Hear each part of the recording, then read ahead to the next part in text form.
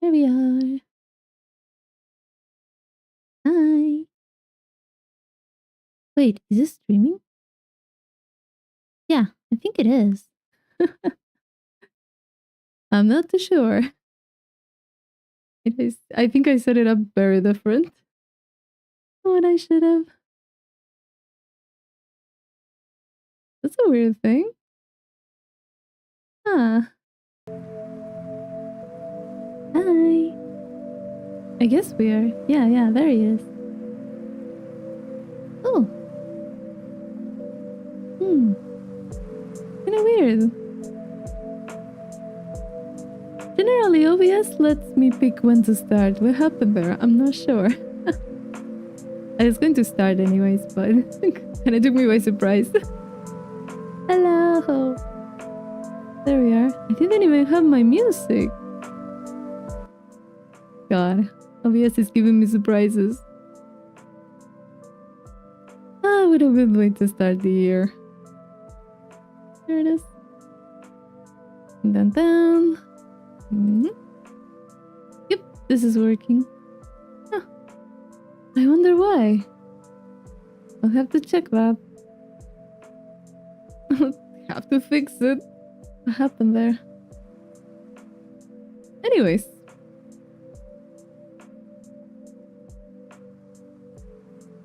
Let me bring this up. There we are. Good.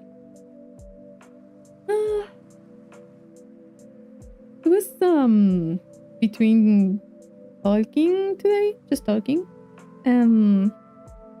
actually continuing something or playing something. I was kind of on the fence and stuff. I thought maybe I'll just talk for a while. I don't really have much time, much energy. Did you end up beating Lothric and Lorien? No, they defeated me. I didn't get to kill them. I will at some point. They are taking me a while. Thankfully, I can defeat them next time. And if not, well, I'll have to see. I'll have to improvise. Hello.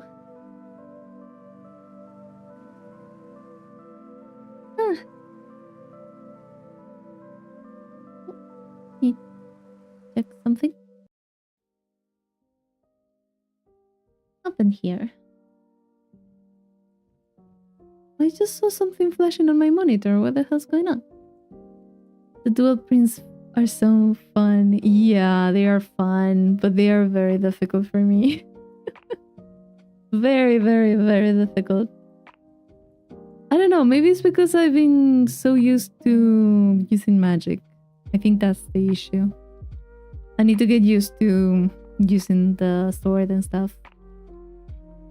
Every single time I end up hitting Lorien instead of Lothric, even with the sword, so I need to get used to that again. But yeah, I'll do what I can. They're going to fall eventually.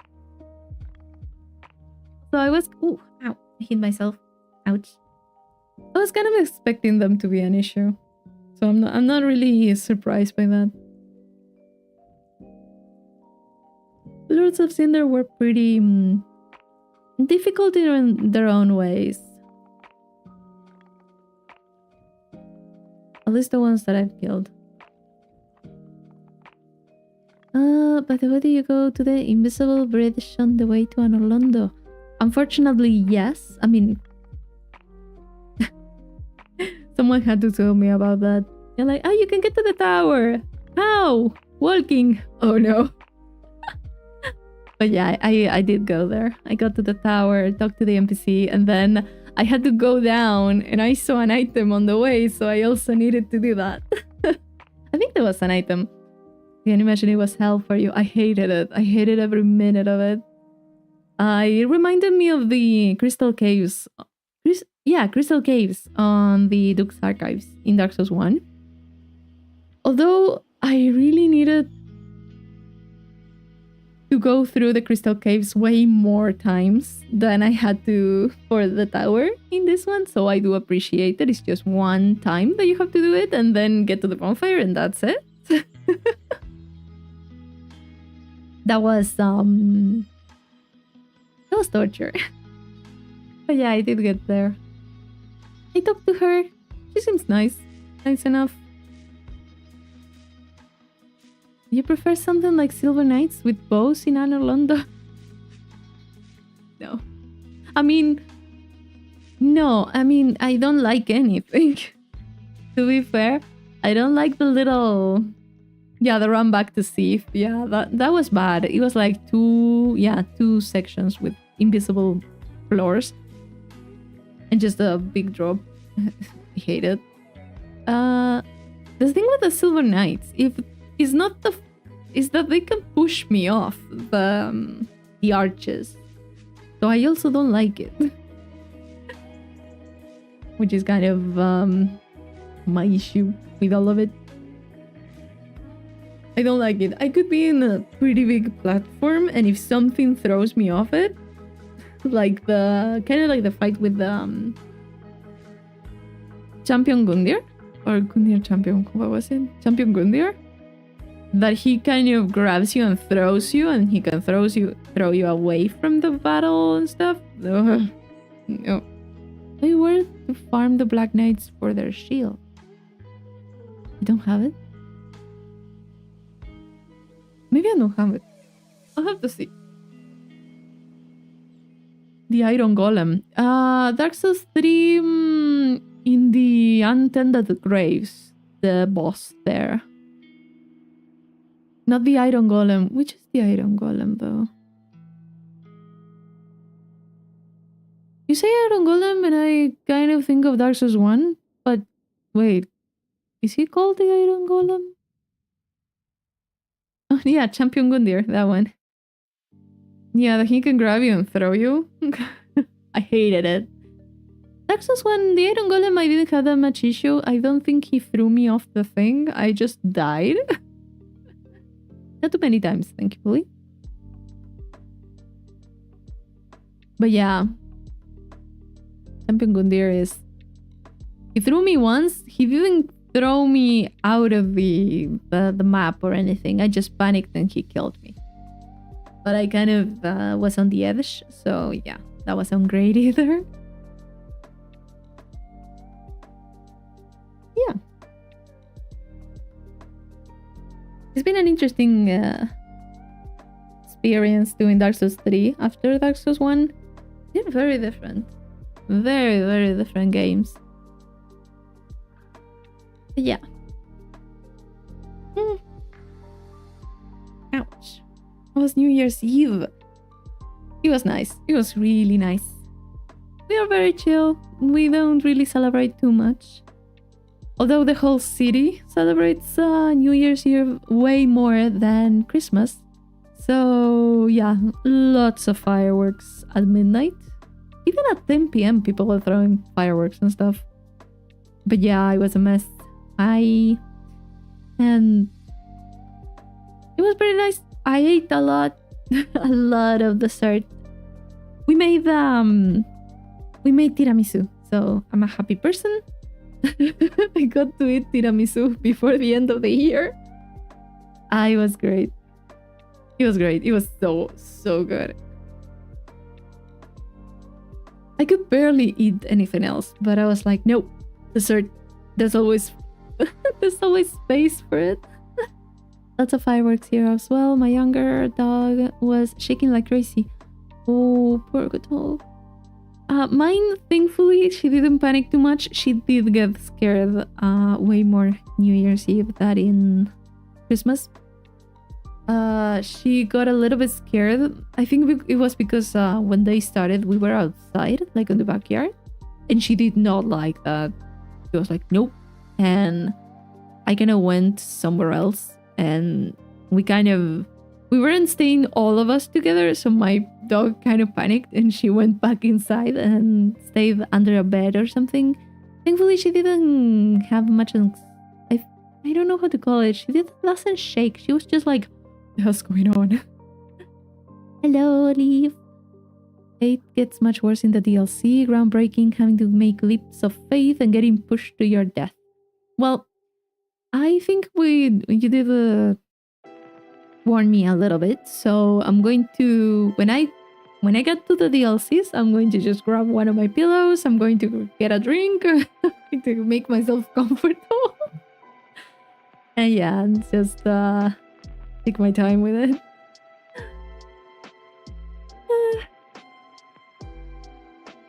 But yeah, height gets a bit difficult to deal with sometimes in games. Also depends on the game. But yeah, Dark Souls 3 is a little bit too much sometimes. Oh, I also was setting everything up for The Witcher 3. I was a bit worried about a few things. I did solve the performance stuff with the CPU and those kind of things. I was a little bit worried about the content in the game. So I was like, how am I going to stream it if I have to censor stuff? And fortunately, I can do like a hotkey on OBS and just blur the game capture. It's nice to know. Honestly, I didn't know I could do that, and I was like, oh, nice. That kind of works for me. So yeah, I'm pretty happy about it. So maybe it's all set up so I can start The Witcher whenever we want. Yeah, it does have a few spicy scenes. I know how it goes. I didn't want to risk anything. You should try Minecraft in VR. No, VR is going to be impossible. Even I don't have a VR, and I can't. No. Even just seeing things on screen, in like a screen or whatever, that affects me too much. In VR, I would be dying. When you suspect that someone will push you, it's really unexpected. Well, sightseeing. Yeah. Really, really unexpected. Cyberpunk has a streamer mode when nudity sensor they learned from Witcher. Yeah, Witcher doesn't have any streamer mode and stuff. Let's just on VR, no. IRL panic rolls. Yeah, I know. I would practically just throw away my earbuds and throw myself to the ground. It's not fun. It isn't. Because some games have started to have streamer mode. Yeah, a lot of them have. A lot of more recent ones have. I have seen that with music also. The isn't the Dark Pictures anthology? Is that the way that it's called? Like The Quarry, for example, I think in specific had a streamer mode for copyrighted music. Same for Cyberpunk, since half of the budget went to. I mean, shame for people that streamed it, I guess, but people that played it personally wouldn't have any issue, and they could enjoy everything the game has. Oh. But yeah, it's kind of I was a bit worried about that because it was either streaming it and talking about the game like live, or I would have to record and then edit and stuff. And lately I'm so lazy for editing. And to be fair, I would prefer to just play the game for like, I don't know, 4 or 5 hours and then just continue it next day or whatever and not having to see it again. Like rewatching everything. I mean, every once in a while I'm fine doing that, but it's a long game, so I would have to be very dedicated to it. So yeah, but I have everything set up. It's been a while since I wanted to play it, so I guess it's going to be fun. I have played like a little bit years ago. I don't remember anything, so yeah, I'll see how it happens. I feel like it's It's kind of nice that lately a lot of games have like a streamer mode. Like it's more of a common thing now for people to just stream the game and all that. I feel like it's a good thing. I don't think most of the things that are left out change it that much. Also, well, there's a lot of games that shouldn't be streamed, but that's another conversation. Baldur's Gate 3 having a streamer mode. Yeah, most likely. There's a lot of stuff in that game that could get someone in trouble just for it being in the game. It is free advertising, yeah. It makes sense. There's a lot of games that for example, I wouldn't know if I didn't see someone playing it or I saw a clip of someone. I do kind of understand, for example, the way of not getting yourself in trouble would be to make the stream like for 18 plus, but that also doesn't really help much. I mean, how do you check someone's age? That's also the thing. And also, if you're going to make like a stream 18 plus or something, that's a weird connotation to it. I don't know. It's not nice. Also, YouTube can be kind of weird, for what I've heard, of things that are shown that they don't give a shit, and things that are could be okay and they just have an issue with it. So it's better to be on the safe side.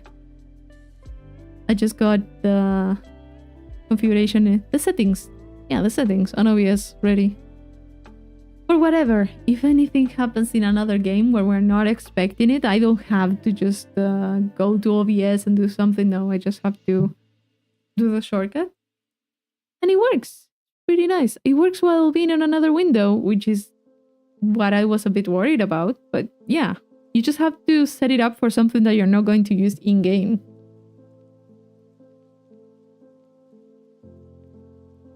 Say that this stream is for all ages and ask people to tell their age when they first join and then bam, ban them. That could also... Yeah, but anyone can lie. And you do it once, and then next time... I mean, you can permaban them, but people can make another account and then come back. It's not like the solution. Nudity in video games, not fine for YouTube. IRL nudity, YouTube is okay with it if you can wiggle your way out, like calling it educational or yoga. Yeah, there's like ways to work around it and stuff. But yeah, I wouldn't know. I generally prefer to just censor stuff. Just in case. In this case, I can just blur. I had to download a plugin. I didn't have blur in OBS. That's weird that it doesn't have it. But I had to download the plugin and stuff, and it works pretty well. I have to say, I like it. It just blurs the whole capture, so you would just see the normal background with my model and stuff, and then it would just... the game would be just like a formless blob. Most people start reports sooner or later on their age, and most young people have stuff like Roblox in their profile picture. Yeah, but there's a lot of people that don't have any pictures. Just, yeah. You hear that there is actual... Yeah. There's a lot of stuff.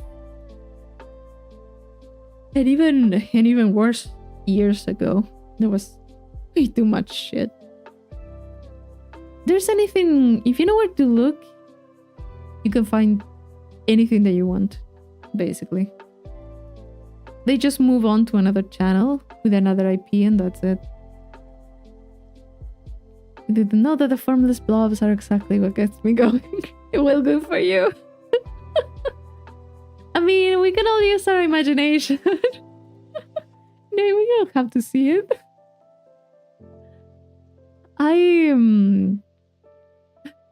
This is so stupid. I remember playing like The Witcher 1.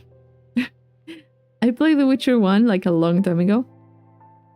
And I don't remember which year, but I started the game and I was like, okay, I kind of like it. The lore, combat, world building, whatever. And then I just started talking to the NPCs. You know, I talked to absolutely every single person. I collected a lot of stuff. I collected a lot of books. I was working on the, how is it called? The bestiary or something? And I remember at one point, I was just being nice to absolutely everyone. And I get to one of those scenes with an NPC. And I was just like, what have I done? I didn't even know that was an option. And I was just like, what's going on here? I was so surprised. And then I was like, okay, that's an option. I don't know how I got here, but sure. And then next NPC that I find that is also romanceable, I do the exact same shit. I think I got them all. And by mistake. I don't even know if I should laugh or cry about it. I was like, I'm not trying to do this. At the end, I was like, yeah, sure, just go. I mean this already. That's it. My character was awful. Pretty bad. Did you hear about a ring existing that is distributed some success stuff on YouTube? Not sure if YouTube did anything about it. You never know. This what turned me off Witcher 1 was the combat, but the card collecting was bad as well. I didn't love the combat, but I kind of came from the Elder Scrolls, so I was like, yeah, I mean, I'm kind of used to this. Even game won't let you do 100% in one run. Yeah, they don't. Did send off my teenage hormones, but I couldn't bear the combat to pull through the naked card collection. It was an investment of time, to be honest. It was quite a lot. I don't remember. Did I finish it or did I get far? I have 45 hours on that game. Wow, 45 hours spent in that combat. Oh no. It was fun. It was fun while I was doing stuff.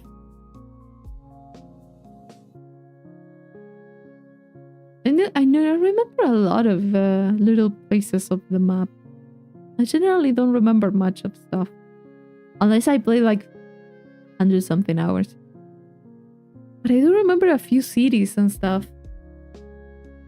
I spent so much time there in like such short amount of time. I wouldn't say it's a good game. But I had fun. I had fun in it. The second one I didn't really love, so I don't know.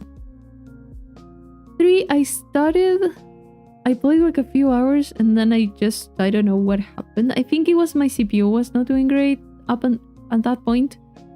But yeah. I kind of left it. And now I'm like, oh, my CPU is already fixed.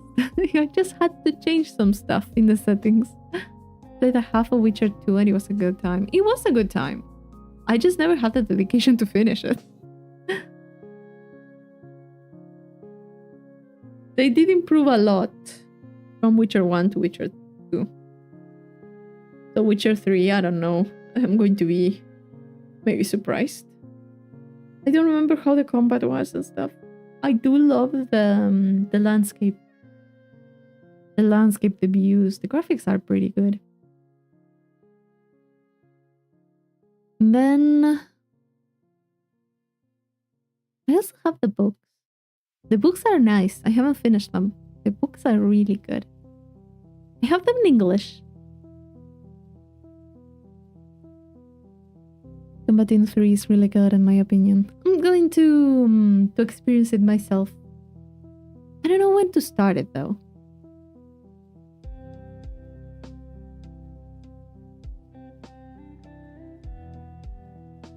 I'll see. It'll be a surprise thing. Maybe I'll start it tomorrow, maybe I'll start it in a month. Who knows?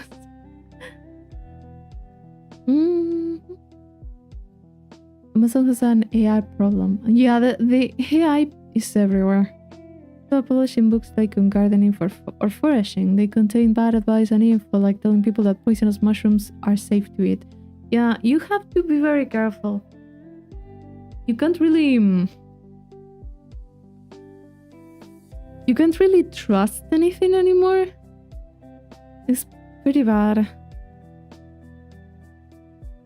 I'm not sure how they do. I'm not sure how... Do they not check? Or do they just don't care? The books, not the mushrooms.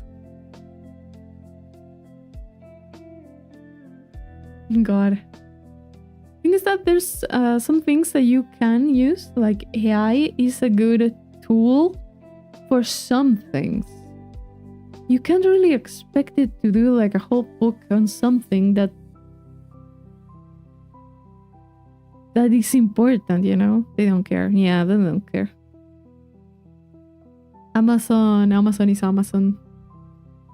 They just want the money. It's just really sad, you know? There's a lot of people that put a lot of effort in stuff so that they are perfect for being published and things. Either writers or people that know about the topic, and editors, I suppose. How is it? Publishers too. That they do want to make things right, but now AI is just taking people using AI. Because at the end of the day, the problem is the people. They are just taking over a lot of stuff. And by default, they are kind of spreading misinformation. Yeah, and also the environmental stuff that you're talking about, Hans. Costing a lot of CO2, and the people who sort the learning materials are in terrible sport. Yeah. There's just... Yeah. There's a lot of stuff that goes into making that is just non-ethical. I don't like a lot of it. I don't like what it's being used. Hi! How are you? Yeah, the use of AI is just kind of bad. One thing that I hated, you know, one day I entered like a YouTube studio, and I was just I was uploading something. It was like a while back. I was uploading a video, and I got the option of making a thumbnail with AI.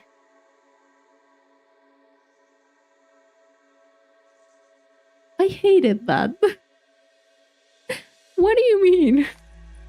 What do you mean? I didn't even want to see it. I didn't even want to click it. And it's still there. The option is there. You can do thumbnails with AI or something.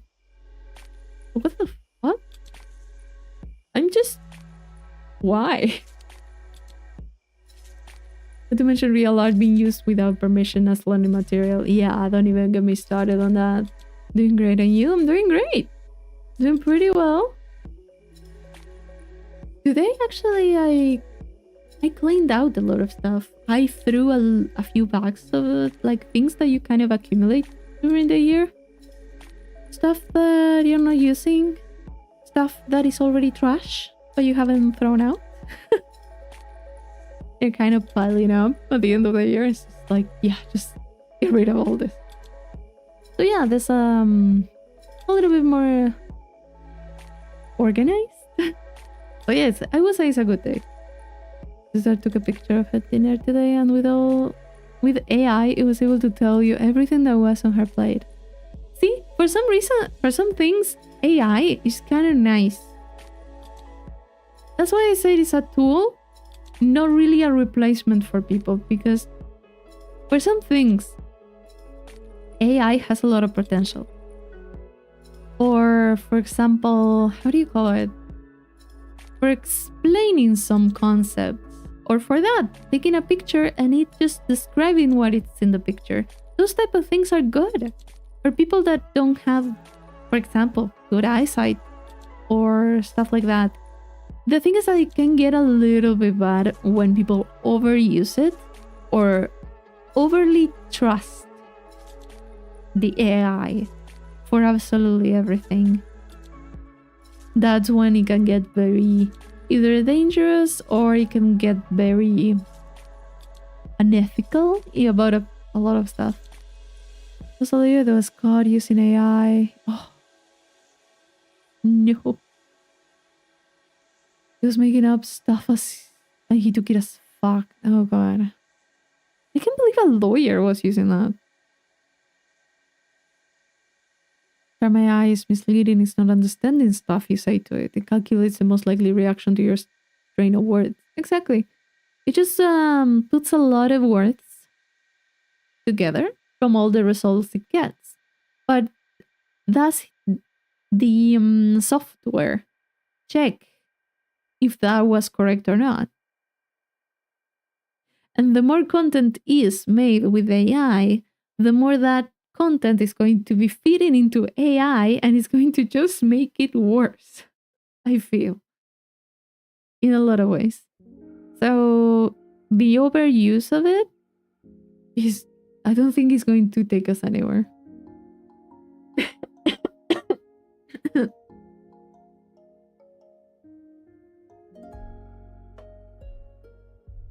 On the honest, ChatGPT as a search engine is pretty good. I occasionally use it, but take it result with a grain of salt. Yeah, that's why the trusting it too much is the issue for me. You can't blindly trust anything. No AI. Also, you have to have some critical thinking while looking for news articles. You have to have critical thinking while using Google. Because Google will give you whatever result is the most popular, sometimes not the most accurate. And sometimes you will find your answer on somewhere that you wouldn't think you would find your answer, but it's there. It kind of matches your information that you already have. And also the information that you have seen from other places. Because the languages, they change the words to a code, then take it and convert it to the desired language. It does have a lot of issues with certain ones. Yeah. Languages are not one, how do you call it? One for one? It's not really easy because the structures are very different. And the way of talking is very different and stuff. But that one should ChatGPT question takes 10 times more CO2 than a Google search. Yeah. It's not really sustainable, I think, on the long run. I do hate censorship with tools that you need to trust, like Google search or ChatGPT. Well, there's a lot of stuff. One-to-one. Okay. He who controls the flow of information controls the world. Yeah, and unfortunately, in the internet, there's always some sort of control of what you're being shown. Yeah, Google has problems too. Prioritizing sponsors, most popular searches, and websites using Google Ads. Exactly. That's why they are not going to show you the most accurate, but the ones that they want to show you. So yeah, it's like you don't really have... Here's the thing. If you look for stuff, knowing that you're not going to get 100% the information or 100% the truth. Let's go with that. Not information, but 100% truth or 100% facts. You're going to get like some of it, and then you just have to go look for something else and then just fact check both sources and be like, okay. Alternatives shove down like flies. Yeah, if you have a monopoly, that's what's going to happen. Artificial general intelligence. I watched a video on someone in the field. It was scary. Wait, artificial general intelligence. Let me see, because sometimes I forget names. What is artificial general intelligence? Oh god. I put it on Google and the white from the window just blinded me. I hate white backgrounds. Hypothetical intelligence of a machine that possesses the ability to understand or learn any intellectual tasks that a human being can. Yeah, that is terrifying. I don't need a video of it. No. That sounds bad. Being able to do what humans can do at similar or better capacity. Yeah, even, you know, the thing is that AI is already, when you say it's being trained on information or trained on data, it's already learning. Also the algorithm and stuff like that, all those type of things, they are also like learning by themselves in a certain way, not exactly as we learn, but kind of like that. It's already freaking scary. It actually learns and can communicate. AI just takes stuff but can really develop on its own.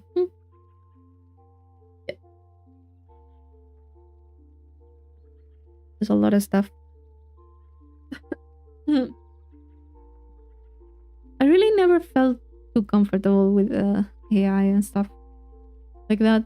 I just try not to use it if I can, and not to. You know what else I hate? I googled something, right?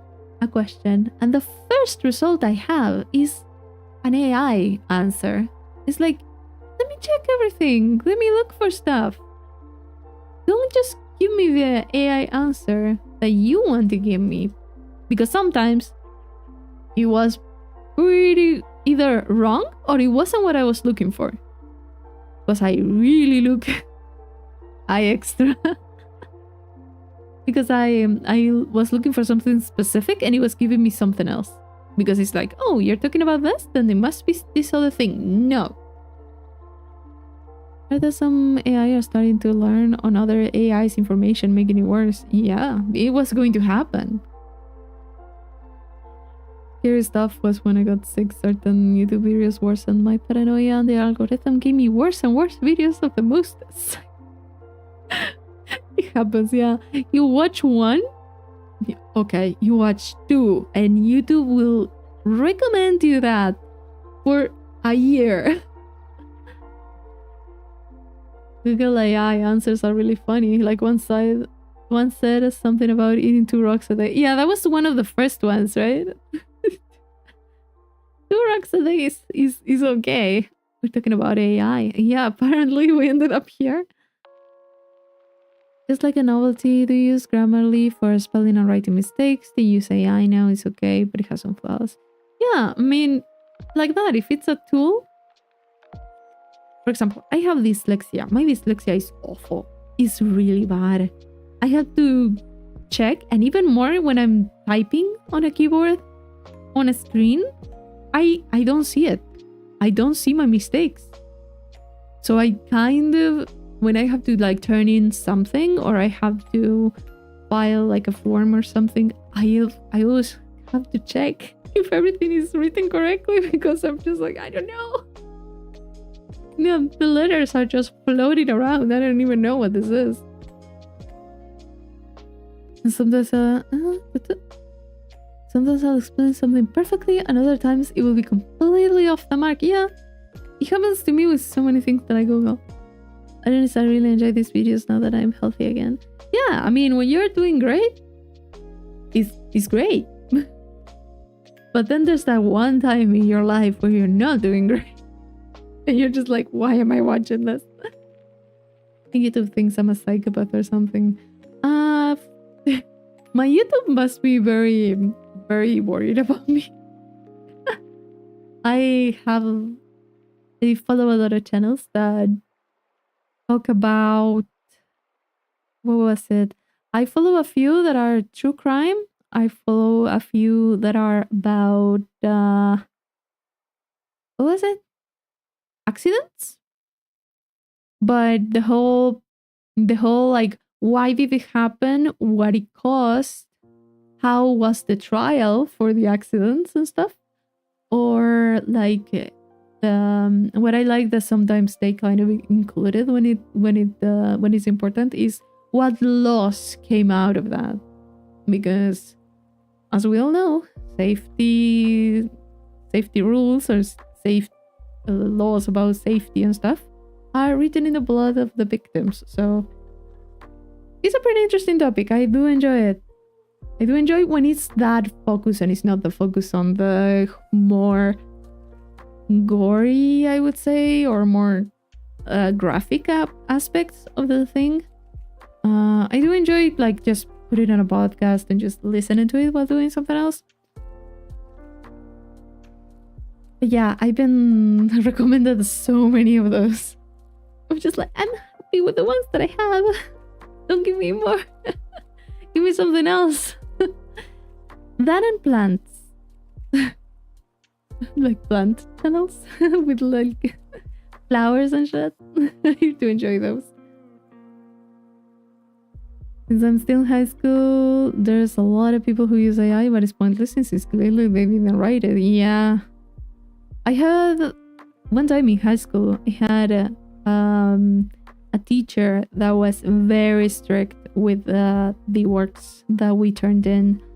And I remember he was giving back our homework, right? And he was mad, he was angry, and we were like, oh, fuck. Oh no, what happened? He finishes giving everything back, but one of them. And he literally looks at one of my classmates. I didn't know her that much. And he was like, you didn't write this. And this was before AI. And she was like, no, I did. And he was like, no, this is the first result when I type in Google the topic of the assignment. And I remember that teacher, and I remember how angry he was. He was so mad. And we were all like in silence because we were like, we're going to say something and he's going to get mad at us. But I remember that one classmate was defending and stood her ground, and she actually had copied it. Like,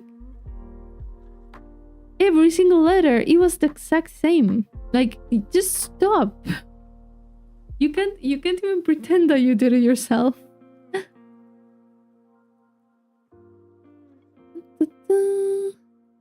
YouTube only recommended me videos of people in similar conditions like me when I got healthy again. Really could have needed those when I was sick. Oh no. Well, I watched your crime. I try not to overdo it. I can feel the synthesizing for a while. Yeah, I do take breaks in the middle. I'm just... even though I never got kind of fully desynthesized, I was just like, oh fuck, this is awful. But every once in a while, I do kind of go back to it because I feel like it's a very interesting topic. Mostly, I like the like not the details of the crime and the graphic parts, but how the investigation went, for example. Those type of things I prefer. Do you garden? Yes, I have a lot of plants. I have a lot of stuff that I take care of. A month or two ago, I was getting a ton of completely batshit crazy conspiracy theories. Look, conspiracy theories are kind of interesting. I don't believe them, but they are kind of interesting to read about. All those obvious scam ads as well, like the ones from the Copper Game giving away free money. Yeah, there's a lot of ads that I don't know why they appear. Like, normal ads about a product or like online classes or whatever, I cannot get, but sometimes I'm like, really, you're offering me this? What the hell? I have both the political ad spectrums, and I also hate the Gunner Slop ads. I then I use YouTube events, and I do still get ads. I hate those ads when it's like a really shitty game, and it's just like, come on, man. Don't give me this. I get ads from a party whose leader is legally a fascist, which is under investigation for extremism and so on. there's so many things that are kind of weird that I'm like, how does this get approved in any way?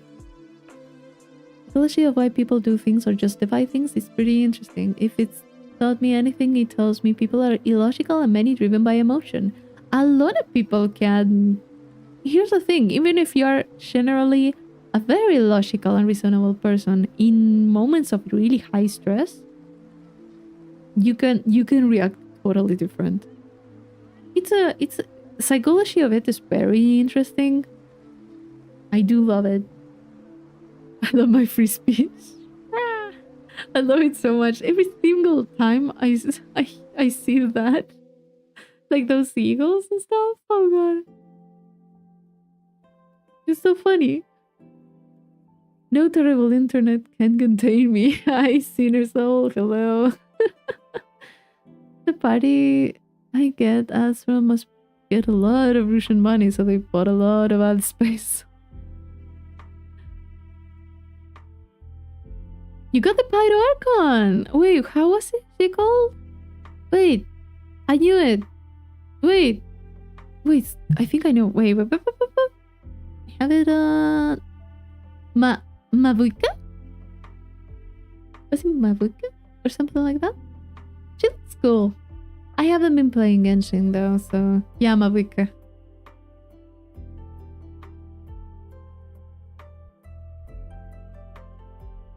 Congratulations!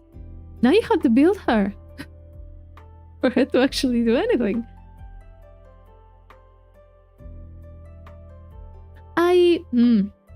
Did I say this?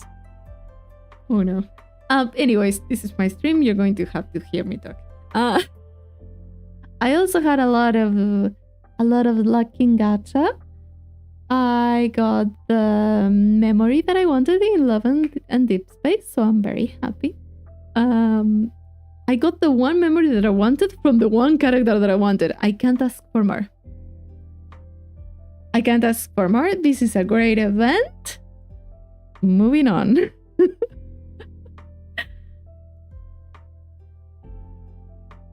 Some lady went on social media to justify her assaulting a customer, climbing over the counter and making herself 3 chipara. What? How do you justify that? God damn it. I hate that. Like, there's no respect, man. There's no respect for no one there. I could imagine that type of situation being super uncomfortable for everyone. Like for everyone, for whatever your person was working, for the people working in the kitchen, for the people in the shop, just the clients being like, what the fuck? I would just, I would see that and I would just like, okay, no, and not just leave. I just would not want to deal with that. Completely forgot my train of thought. Happens every time. Ran out of free space on my PC and gave up on Genshin. Yeah, I just wasn't having fun anymore. I just kind of get to know what comes out because my sister still plays, or something's up in my algorithm because for some reason it thinks I'm still playing it. I am playing Star Rail though, so maybe that's why. Didn't want my life to sort though, so I quit. Good decision. The only reason I still play Genshin Impact is because of how much I wailed on it. That's a lot. That's a lot. To be fair, I'm free to play, so in everything, so for me it's like, okay, just 3 years of my time. Sunken cost fallacy. Just quit if you stop having fun. In a way, yeah. It's just like, maybe try not to spend, at least. Keep playing. You're welcome. Yeah, it was your fault. Genshin to me is just lame Breath of the Wild. Oh god. I know someone who plays Love and Deep Space. I watched some. It was a bit awkward. I know it's to be supported to someone's interest. Yeah, in a lot of things, I kind of cringe a lot, but I'm just like, this is great. It'll be fun. You can't imagine how I cringed on this memory, but I was like, oh god, this is good. I'm having fun.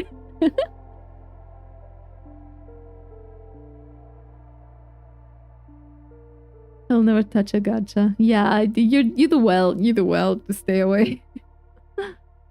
You kind of get used to it, and then you're like, yeah, no, don't go into gacha, please. The internet has exposed us to the entire world, unfortunately. Some gachas where you're in a clan guild can be hard to quit if you're in the Discord server. Ooh, yeah, that's a lot of people that get really, really loyal to their game. Played a lot of gacha, now down to 2. I play on and off. Good. Yeah, free to play all the way. I also do that. Not even like a little battle pass or whatever. I play absolutely nothing. I can't, but I wouldn't.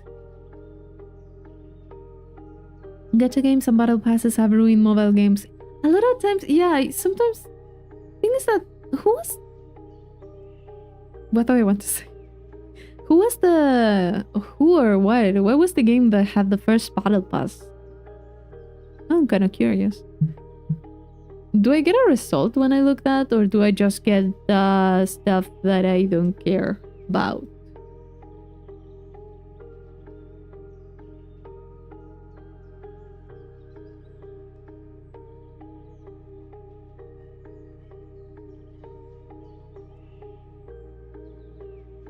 Let me see. Oh, there's a lot of stuff. A lot of people are saying different things here. Interesting. I've been thinking trying to play Fallout 1 again. Died to rat scorpions multiple times and quit. Yeah, it kind of makes you ask, whoa, how did I play this game before? There are some decent mobile games, just take a lot to find them, which honestly isn't worth it when you can play on console or PC. Yeah. The thing with mobile games, generally for me, are the ads. If I can choose to watch ads, like, good. But if you're just going to throw them on my screen every single time I try to load up something, I just kind of get tired of you.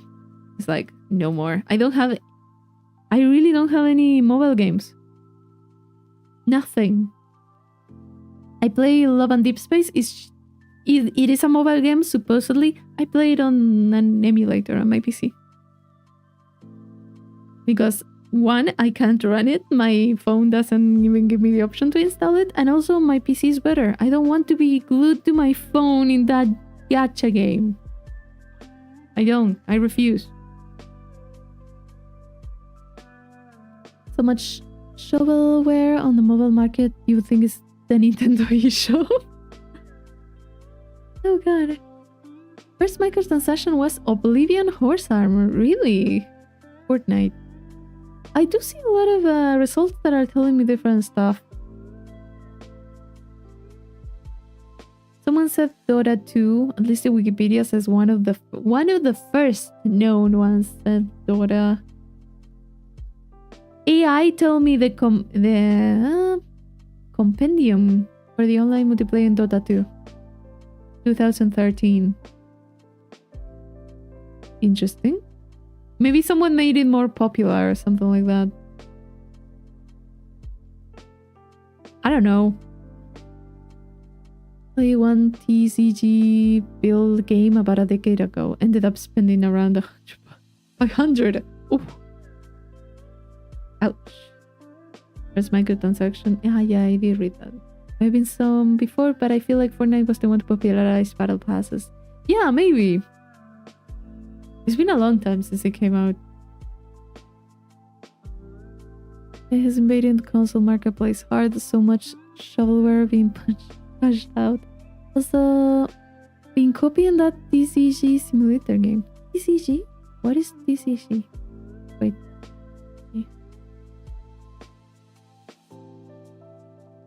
Tried to play Vampire Survivors on my phone during car ride and almost puked from staring at the super small screen. That's also the thing. For example, my phone, I can barely watch a video like in YouTube. I can watch it, you know, but a trading card game. Thank you. I was like, I kind of know what it is, but I don't remember the words. Thank you, Hans. And I don't have a tiny phone either. And you know what? I have my old phone. Like this phone is 6 years old already. I have another phone that's from 12 years ago that is tinier than this one. And I remember reading manga on that phone. A 12-year-old phone. How the fuck did I read something there? Has my eyesight become so bad? I can barely read manhwa on this phone that I have now. Yeah, manga in a phone is the worst. I have to zoom in. Manhwa is a little bit better because it's made for like for phones. It's more like the format of it.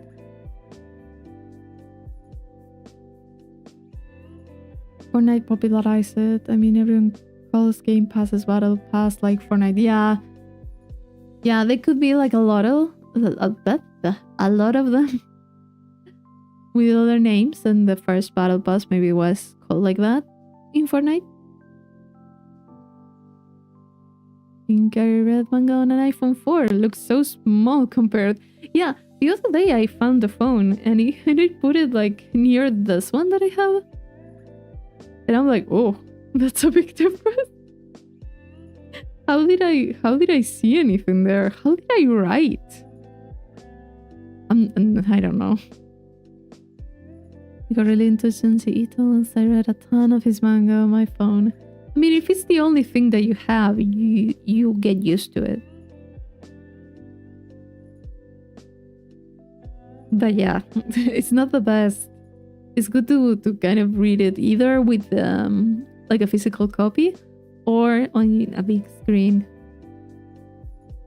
I must consume. Give me my new iPhone with no noticeable change every year. Oh god. Unless my phone decides to explode. Or it's just really important that apps stop working. Or I just completely ran out of space and it's not even enough for the for Android. It's going to keep going. I mean, it can receive calls, it still works. Emulation on Android is pretty crazy. Yep. If you have a phone that can handle it, don't ask questions, just consume. Like the entirety of Castlevania Dracula for PlayStation Portable. Yeah, I used to use it. And then I ran out of space. No, but I think I did do a few things. Android is good for those type of things. To release a new phone at least every 3 years. At max, yeah. Okay. Oof. My last phone died so hard. I just got a new one. I mean, it happens, yeah. At least was correct.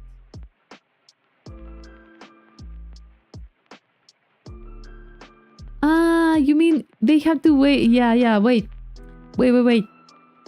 They have to release a new phone. Yeah, at least every 3 years. 3 years or more. There you go. Game and Play died and sold their art to Shadowverse. If you heard of... Oh. I think I know it. I think I tried it one time. I didn't like it. Can't English. Me neither. Right, child lithium miners. I need the iPhone Plus. No. I don't like iPhone. I don't like iOS. I don't like it at all. I don't like Apple. I think that they have really good stuff. I don't like their business strategy, so to speak.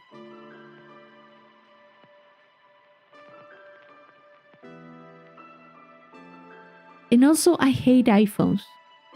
The whole format of an iPhone, I hate it. I feel like they wanted to do something different and they just decided to go against everything that seems intuitive to me. And I feel like it's a personal attack towards my integrity. I just don't like it. I don't like iOS. I barely can use the iPad that I have without getting frustrated. Too much restrictions. They won't let me sail the 7 seas. Exactly. You can't put an iPad. I never learned how to use an iPhone, but my parents are always like, your computer's smart, do thing. I mean, obviously, if you understand Windows, you can definitely understand what was it? Linux. Right? I mean, they're the same thing. They're a computer. And actually, they couldn't be wrong. Couldn't be more wrong. God. Now, of course, it's the same screen. It's just like, no.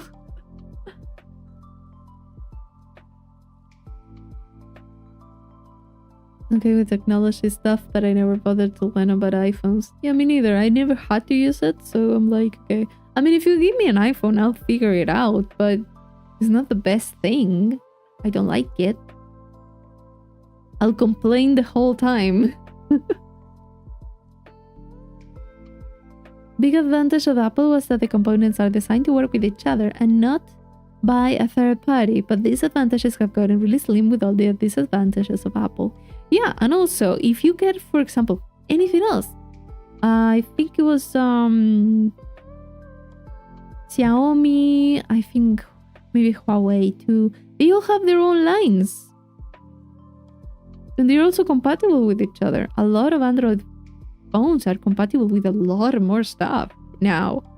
Maybe it was like an advantage when it first came out, but now it's just like, you can get the same for cheaper and with better maintenance. After the years pass by, you get more spare parts and stuff like that. I hated dealing with Apple. Their customer service is shit.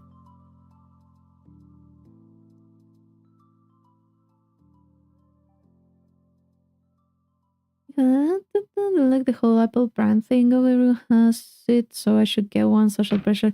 Yeah, the thing is that it's not everyone has it. It's like everyone with some sort of status has it. You're buying status to look the part, basically.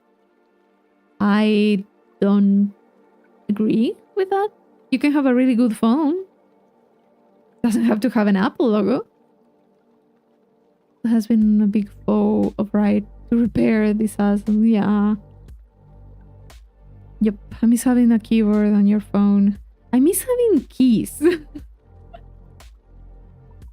Everything now is touch screen. And sometimes I just can't deal with it. Sometimes I'm just like, I want like, I don't know. For some things it's like good, for others it's just too much, I feel.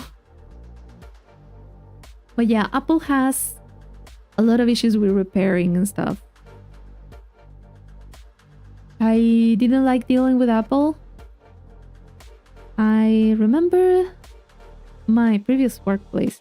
I had to, what do you call it? I received calls, people just complaining about stuff, and you just have to kind of redirect them to the manufacturer sometimes. And Apple was fucking worse. How do I explain to this person that they are going to have to contact them, no matter if I can't do anything if they don't?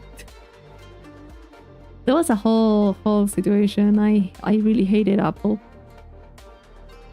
they never gave you much of a solution. That it wasn't.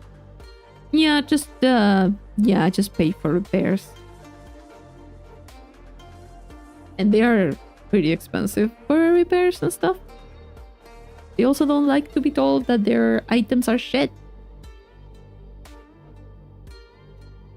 The miskis, they're too tiny. I mean, I refer to keys, but not. How do you explain this? The ones that were like the number pad on the keyboard. Those keys, the ones that were grouped together, the letters were grouped together. Those are the keys that I kind of miss. You could just write without looking at your phone. The innovation when phones were new was fun. Yes, there were a lot of stuff being made. Different keyboards, different screens, different everything. They were just so interesting. And now every single one of them is just a thing. It's a rectangle. What do you want me to say? I find that mispress a lot typing on phones. Yeah, you will like 4 here, 5 there, 3 there, 1 there. It was kind of funny. It was super time consuming though. You kind of got used to it. We were abbreviating a lot. We were not writing that much, but we understood each other. Having to press multiple times on same number for a single letter. I got used to it so much, I just didn't think much about it. Triangles are the future. I'm interested. Keep talking. What is that about? How will you go around that? I remember a phone that had a touch screen and a little computer-like keyboard. That would be cool to have now. Yeah, I remember those.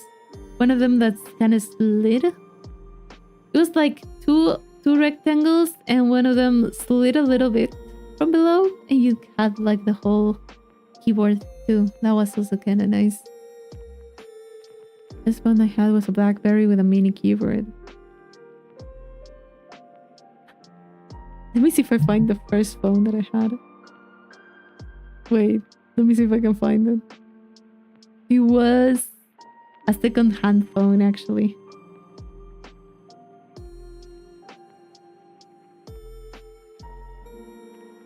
It wasn't this one.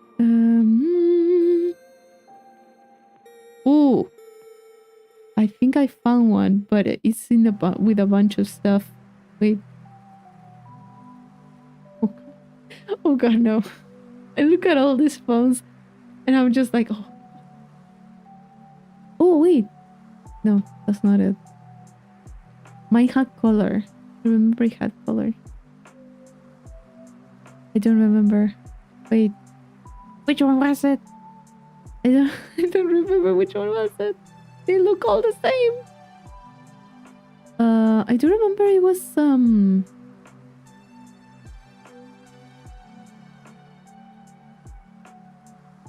I think it was this one. Wait, I think I found save a mesh. Yeah, put it there. See? I can show it. I think I found it. It was it was I think one of these. I had one of these that I had a second hand from one of my cousins. Super tiny. Super tiny. Super tiny. Yeah, it was a brick. You could totally defend yourself with it. It was good. It was still worked. I mean, at that point you were just sending messages, so what would you want it for? Then I had the ones that I loved. I have to say, from everything that I've had, the ones that I loved the most were the ones with we call them con tapita, because it had like a little the flip phones. I had like 2 flip phones when I was in high school. I love them so much. And I said I had 2 because one of them I destroyed it. not because I wanted to. A corner. I can't even geometry. Okay, a corner. Sorry. Imagine rectangle or remove. That's okay. Oh god.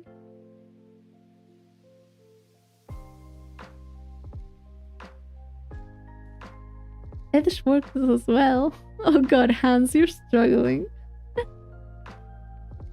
Was a little red one. I think I know which one you're talking about. I think I saw it. The phone I have now is also Motorola. Good to know that they are still in business. Probably my favorite phone was, I think, the Pixel 3a. I still had all the old features like a headphone jack, the modern phones gotten rid of. I love cables more than Bluetooth. Even though my phone for some fucking reason decided to just not work anymore. The headphone jack doesn't work. It was one of the only things that got broken in this phone pretty early on. So now I need to use Bluetooth only with this phone, and I hate it. I hate it. I prefer wires. Even more if it's earbuds instead of like the headset and stuff. I prefer. I hate it. I feel like they're just. Here's the thing. I have very tiny. What do you call it? Ears? No, I mean yes, ears, but the inner part where you put the earbuds is. I have one that's super tiny, so they don't fit me anyway. No matter which one I buy, so every time I kind of move my mouth to talk, they just pop. They just fall. So I need the really, really cheap ones that are very old looking. Those ones are working fine. Probably my favorite phone was, I think, Pixel 3a. Still had all the old features, yeah. The Pixel 3a. Let me see which one it is. Because I wanted to look for it and I couldn't. Hi, Vatican City. Hello. How are you doing? Let me check. There you go. Which one is this? Oh, this one. Okay. It is nice to have like a combination of new and... It's nice to have the option, you know? I never knew phones were taking out headphones jacks. I thought it was just an iPhone problem. They started with iPhone, but I guess some of them decided they were not needed anymore. Speaking of triangles, on second thought, it would be a sin. Being able to use the wire ones is useful because I love my Bluetooth ones sometimes. Yeah, for some reasons, Bluetooth or wireless stuff is pretty good.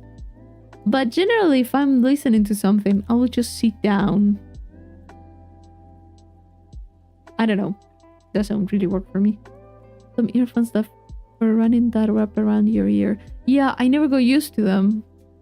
I also have very tiny ears too, so they kind of never fit the way they should.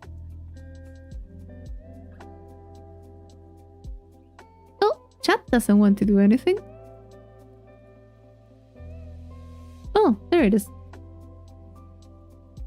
I'm glad for rubber pieces on earbuds. Those thin plastic ones do not fit my ears at all. Yeah, I actually prefer the plastic one. I don't like the ones that go inside your ear. Those are the ones that just pop for me. They just pop off and just fall to the ground. I have to use the big plastic ones that kind of fit pretty well. And they don't fall for me. I'll just, for the sake of showing, like... Let me see if I can find like a picture of the ones that I'm talking about. These are not. These are not. Every time I look for earbuds, it's always those ones. Good night, Hans. Thank you for passing by. Rest well. Oh god, I only see the ones that I hate. Come on. It'll be like this. It'll be like this. I just hate that every single time you look for something, they would just show you the same result over and over and over again. My phone has the headphone jack and the stylus. Oh yeah, oh that's good. I had one of my first phones actually, the one that has like the first touch screen that I had like a little pencil with it. It was really tiny, but it was kind of nice. Poor phone. That poor screen. It was not treated well. I used to have like really long nails. Really long. Like, I mean, maybe an inch. Longer than my finger. And I remember that poor phone. I was using my nail to type. You can imagine the screen what it was. It was so scratched. Don't they usually come with 3 sizes to pick from? None of them fit. None of them fit. I've tried so many things to make, I don't know. I've tried everything. Just don't want to fit. You don't have the right size rubber pieces. I have the same issue until I got smaller rubber pieces. I've tried with bigger, I tried with smaller, I tried with so many that at some point I just gave up. Like, it would seem that they fit, but the moment I move my mouth, I just like open my mouth just a little bit, it would fall off. They don't like me. I've accepted my fate. They weren't even comfortable for me.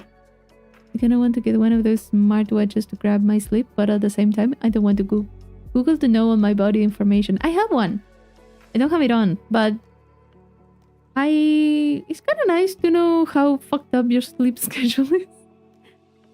It's just that like my dad got it for free, like on something, and we just passed it around the house, being like, "Who wants it? Who can get used to having brick under it?" It is kind of nice to kind of track heart rate and other stuff. It's pretty good. I actually don't mind it at all. I would actually just look at Google and be like, yeah, my sleep schedule is shit. What about it?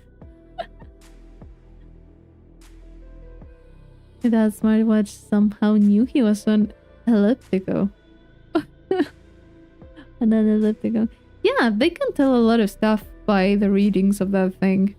Headphones I have are Go AirPod. They're alright. I have these earbuds and I got them for super cheap. Super cheap. So I wasn't expecting anything. I was just like, I'm streaming a lot and my ears are not doing great with the other ones. And I kind of went anywhere. I think I went to the supermarket for something else and I was just like, give me the cheapest you can find. Brought them back and they are not bad. I have to say, they're not bad.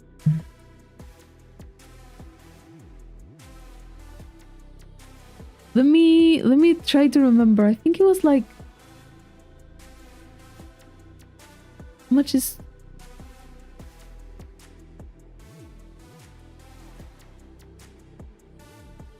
Okay, dollar is 44 pesos.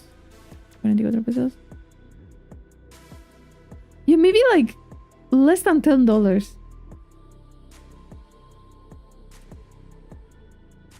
They are doing great. For now they haven't broken.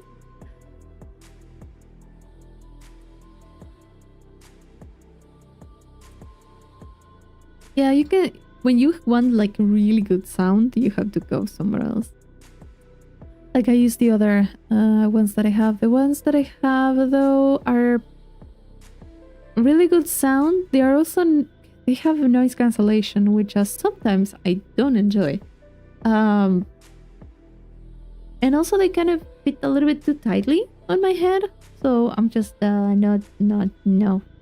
Too much. Let's look it up and it's $50 cheaper now. Ah, yeah, after Christmas.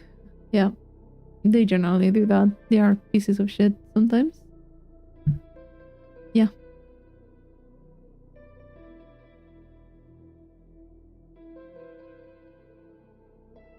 generally what they would do is they would kind of put higher prices, a little bit higher for Christmas and stuff like that, because they know people are going to buy stuff at like the last moment. So they do that, and then when it stops, they're like, oh, we haven't sold all of these, so they lower the price a little bit too. They do sales and things. And yeah, her complaints that these headphones squeeze people's heads. Yeah, depends on, I don't know what it depends on. At this point, I'm like, just give me a headset that you can regulate. Like, what the fuck? But yeah, I've had a headphone dent. No. It wasn't really on the top of my head. It was on my ears. So it was making my head hurt a lot. And even more because I was streaming more. And I would keep the headset on for way too long. And then I would just take it off. And I was like, oh god, no. It hurts. Classic dent. Yeah, just having like a dent in the top of your head. I thought it was kind of more like a myth. I did see like videos. I thought it was just only the hair, but I guess if you use it for years and years, it can make you maybe do something like that. I mean, you would never know unless you shave. But yeah, there's a lot of things that can go wrong. Yeah, it does happen, unfortunately. I get it with my hair. I don't. I have very, like, straight hair. I don't have much volume in my hair. So there's absolutely nothing. And also the ones that I had weren't even touching that much the top of my head, so...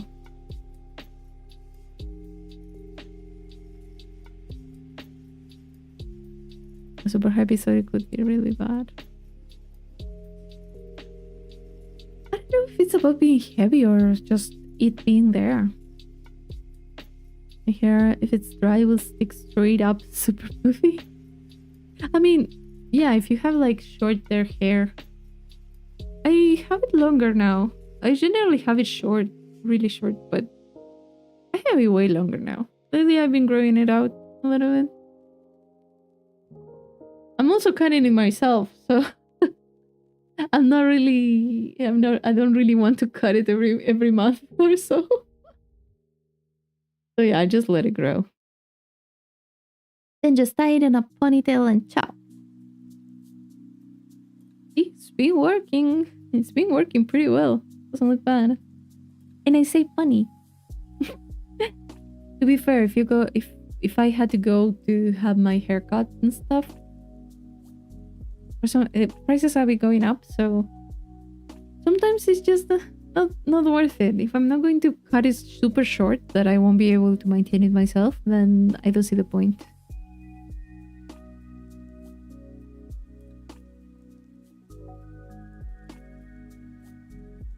I guess the headphones thing is also like, you know, what do you call it? I mean, it doesn't only happen with that. I would also, like, for example, the way you hold your phone also kind of defines a little bit the shape of your fingers and stuff. A lot of people, unfortunately like myself, we hold the phone with our pinky on the lower part of the phone. I've been trying not to do it so much, but that can also ruin a little bit your pinky finger. The little tiny finger that you have. I don't remember if it's called pinky. But yeah. There's also that. Even the shoes that you wear can kind of change the shape of your foot and your fingers. And your nails. Ah, another thing I follow on YouTube. Just one of them. It's about toenails. I don't know how I got there one day. But yeah, it's pretty interesting. How is it? Podólogo. I remember it in Spanish. A doctor that treats feet. his commentary and his explanations are pretty good, so that's why I follow. I was intently rocking the young beaver haircut for a minute because I let it grow out. Got annoying, so I went back to my more buzz cut type. Yeah, I mean, it depends. If you like the hairstyle, then yeah, just have long hair. Why not? But yeah, you do kind of reach a point where you're just like, we have to style it. This is uncontrollable. We need to put some rules here. This is not good. I wear extra wide shoes. Yeah, I generally try to be barefoot most of the time. I don't like using too many... I generally just enjoy being barefoot, so I don't use that many shoes at home. Just outside. Worst thing ever is the bubble popping videos. Ugh, no, I hate that. I can see so many things, but no, those ones I don't like. I understand that people find it satisfying. It isn't for me. Does how people's feet become if they wear narrow shoes? Yes. Yes. That's why I said, it's like yeah, it's pretty bad. Actually, my mom has her feet that have molded to more of a pointy shoe because she used to use them a lot, but it's been getting a little bit better with the years. She has stopped a long time ago, decades, but damage was done. I didn't imagine having long hair. It annoys me so badly. It is a little bit, a tiny bit, but once it reaches the like shoulder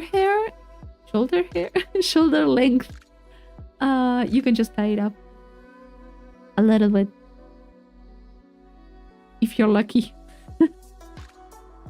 So yeah, growing it up, it's a little bit annoying for me. It is so annoying because it sticks out on your nape.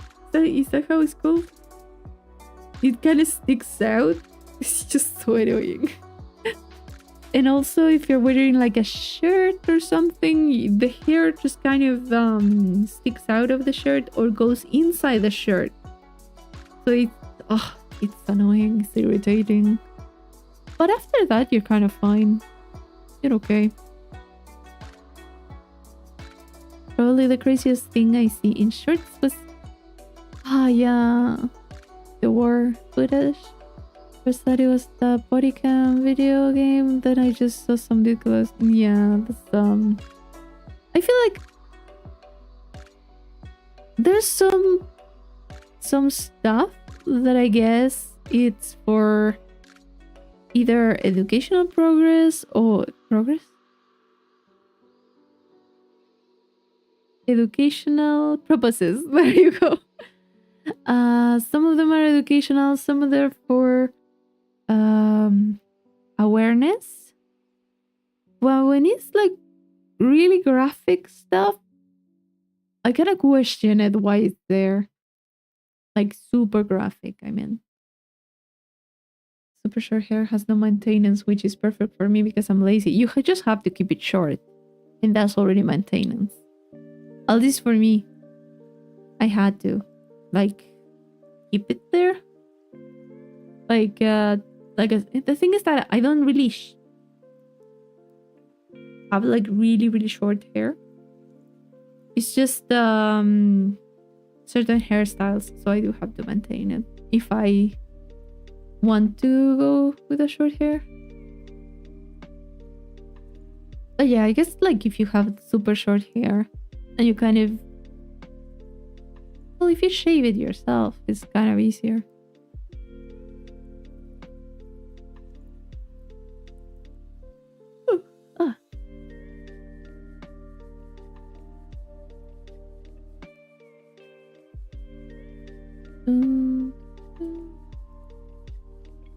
Bald. You don't have to be bald for that.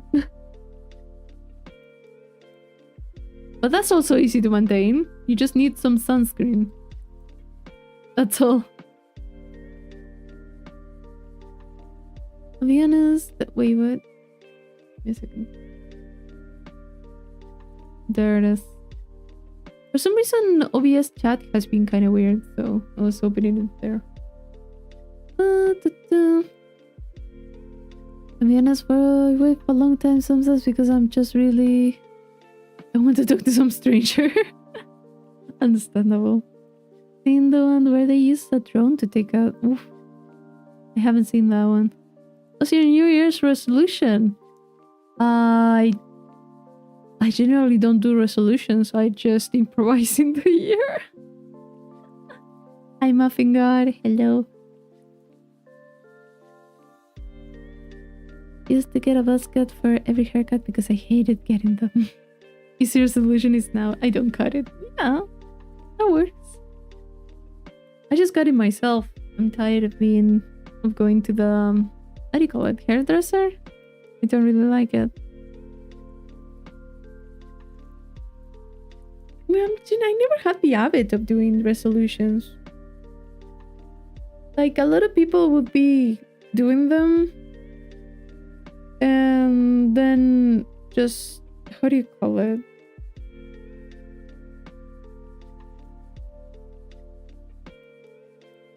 I don't know. I feel like even if I make them, I wouldn't follow them. Like with everything in my life. Just like, I don't know, unless they are like super vague, but if they are kind of vague, then why would I make them? You know? I mean, if people want to have like New Year's resolutions and have fun with them, I don't mind it. I just generally don't do it myself.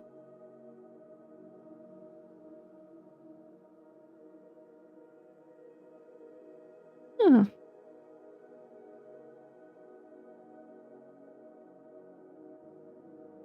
God, there's so many things on YouTube that shouldn't be on YouTube. Even less as the form of content. Like, I don't understand that. Especially like going to the gym, but I want to be a huge flock of people who live in a mall. Yeah, there's a whole thing. Here's the thing. There's a lot of stuff, a lot of activities that require a lot of time and a lot of consistency. And if you don't, and you want to do or want to get the results very, very quickly, there's no way. Like, you're just not going to get the results that you want in like a few weeks or even a few months. You have to be very, very patient with the gym. The ideal? Many options, not enough time. Yeah. There's a thing. I also generally depends on the gym. Sometimes you will go somewhere and just the how do I call it? The atmosphere of the place doesn't sit right with me. Depends a lot of the type of people that go and the objectives that they have. Sometimes that can really ruin it for me.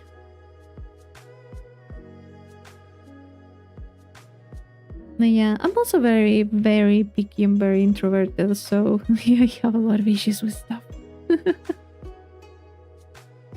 I had very good experiences in gyms and I also had very bad ones. So yeah, there's like 0 or 100, not anything in between.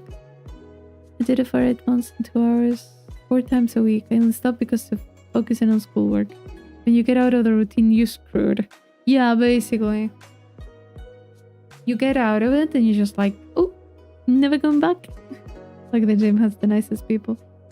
You can have really good people or you can have like, I don't know, depends. Because a lot of times, you know, the people that are, not only are they going to the gym, but they are also dieting. And they are going there with the sole purpose of losing weight. And they are thin. Right? I'm not going to judge anyone that goes to lose weight because of health reasons. But I have been to gyms that it was just very much like, it was implied that you were trying to lose weight. And that was the sole objective of it. And I don't know, I was hearing a lot of comments, a lot of stuff that people were saying that I was just like, that's misinformation. And it was making me pretty uncomfortable. Depends on the people, that's why I say, because a lot of people do go for weight loss and they are great. But there's also other people that just make me very uncomfortable with the comments. And for some reason, sometimes they felt like a competition. It was like, what the hell's going on? Asked a random stranger to help me with my form, and they took time out of the workout to help me out. That's good. That's great. Those type of people are the ones that we need. You know, in every single, what do you call it? In every single gym, in every single space. The ones that want to explain to you with actually knowing what to do. Oh yeah, the people that go to record themselves, yeah. Lost 50 pounds, but I gained back like half of it by now. I plan to start back up soon. The gym jazz. Yeah, it's always good to kind of, if you need it, take a break, but also remember that it's better for you to go back. Or replace it with something else. Maybe you're not going to the gym, but you're actually doing like something else, maybe in your home. It would happen to me a lot of times. I would, because I have this thing that I either lose weight very fast or that I gain weight pretty fast. So I'm kind of like in the middle, trying to maintain the equilibrium here. Just like, stop it. Because there was one time I was going very frequently to the gym. For quite some time, for quite a few months. And suddenly, I realized I was weighing around 50 kilograms. And I was super uncomfortable about it. I could not. No. I didn't feel good. And I stopped going. I was like, nope. I'm not getting any lower than this. Nope. Back to eating something. I wasn't even dieting. I was just, I don't know. I think it just got mixed up with stress or something. And I was just, nope. 50 kilograms for my height was a no. I plateaued at 50, couldn't get past it. Yeah, it's going to happen. We all have, I think everyone, like most people have that. Because at some point you stop losing, how do you call it? You stop losing fat and gaining muscle. And then if you continue, right? You continue, or maybe you have to kind of slow down a little bit. Then you will start either losing more weight or just losing more fat. It's not a linear curve, so we never should feel bad about not losing the same amount every single month or whatever. Gym is cool in high school, but it sucks in public gyms where anyone can go. I hated doing anything in high school. I hated it. I'm sorry. It was the worst for me. I preferred to go anywhere else. I was in soccer in high school, and when I left, I gained a ton of weight. Oh, yeah. That hard stop. That's the worst. When your body's used to burning a lot more calories than the ones that you're burning in the present, yeah. It also kind of helped. My mom is a nutritionist. So she always took great effort to be like, please have a healthy relationship with food. I'm tired of dealing with these people. Basically, she dealt a lot with people with eating disorders and stuff. So she was never the type to be like, oh, you need to lose weight, or you always need to be thin. She was just like, just eat a lot of stuff, variety, and you'll be fine. She did say when if we ever got too heavy or too thin in some cases, she would always be like, "Hey, something's happening." Hi Ken, hello. I'm having a good day. How was your day? Oh, oh God. But yeah, I was never one for going and doing exercise. Even less if it's if I have to go alone. I don't like it. Definitely do not have a healthy relationship with food. The only thing helped me is forcing to eat more vegetables and completely getting rid of stuff from my diet. Yeah, everything works different for different people. I generally for example, could potentially eat a lot of stuff, right? Eat things that people will call unhealthy and whatever. I'm just too lazy to go get them. And I don't want to ask for the delivery because I don't want to deal with the delivery, so yeah. Basically, my laziness is the only thing that's maintaining my weight. But yeah, I mean, I also don't eat much. I just generally in my house we do have like this unwritten rule that is like, eat until you're 80% full. We don't eat until we are really full. So it's just like, yeah, that's it. I could eat like a plate and I could feel like I could eat another one. And I'll be just like, nope, this is okay. Like, this was fine.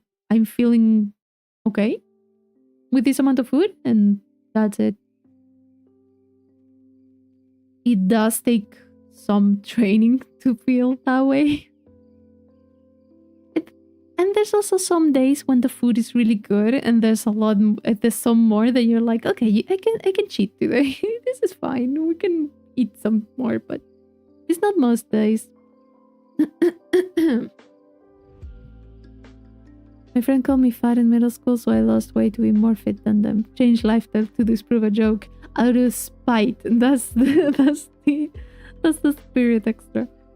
It's all or nothing. No. Making your environment work with yourself is important. Yes, it is.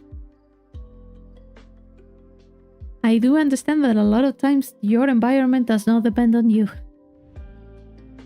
But yeah, it takes time. It takes time, and also it's more about habits. My mom generally says that it's not about what you eat, it's about the habits that you have when eating. There's like a few things that help a lot of the times, and there are other things that help in the other way around.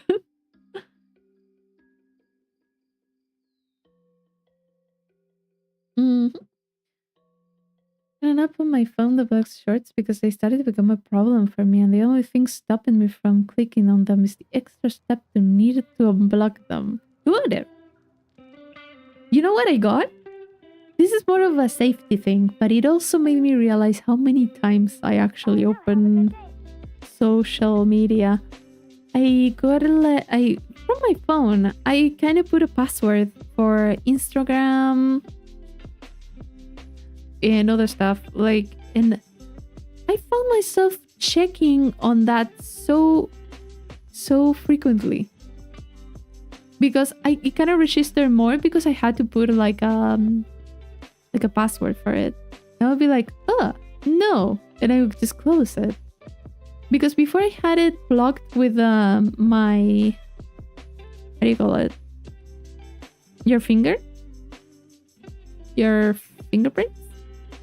I would have them blocked like that. But it was kind of like not having it blocked, for me at least. So I just I was like, okay, I'll just set a password for each one of them. And then I was like, oh. Why did I just close this and I'm opening it again in like a span of 10 seconds? What's going on? Just made me more aware. Sometimes I'll just close it again, just with the phone because I'm like, okay, why am I closing and opening the apps? Like, stop. This is me fidgeting. Stop it. I don't need to go in the app. That's too simple. I mean, different people require different solutions. I really have Reddit and YouTube, but I only use Reddit when I have a question Google can't answer. Yeah, I mean, the thing is that I have Instagram, but just for sending memes to my friends. Or just doom scrolling, which is the worst part. I do try not to be there too much, but sometimes it's... Yeah. I kind of fucked up there.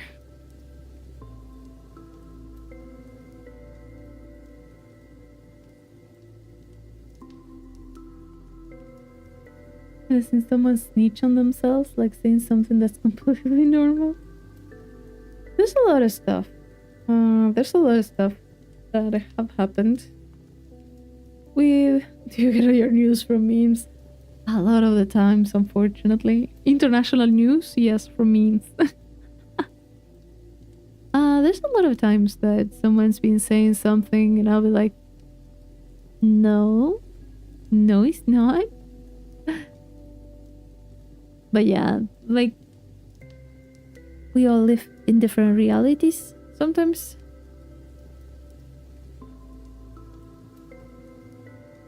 A post by a guy that talked about how an anime scene wouldn't happen IRL, saying stuff like how someone wouldn't hug someone else there because it smelled bad. Ugh. I mean, there's... with the amount of stuff that happens, and no people wash their belly buttons. See, that's a matter of education. Yeah, a lot of people weren't taught the same things.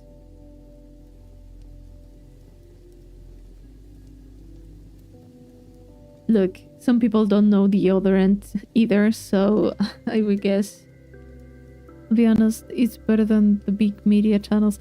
There's like different stuff. Because from one place... Here's the thing. Same with AI. You have to take a little bit of information from here, a little bit of information from there, a little bit of information from memes, and a little bit of information from this other place that who knows if it's like... You can trust it, but it's there.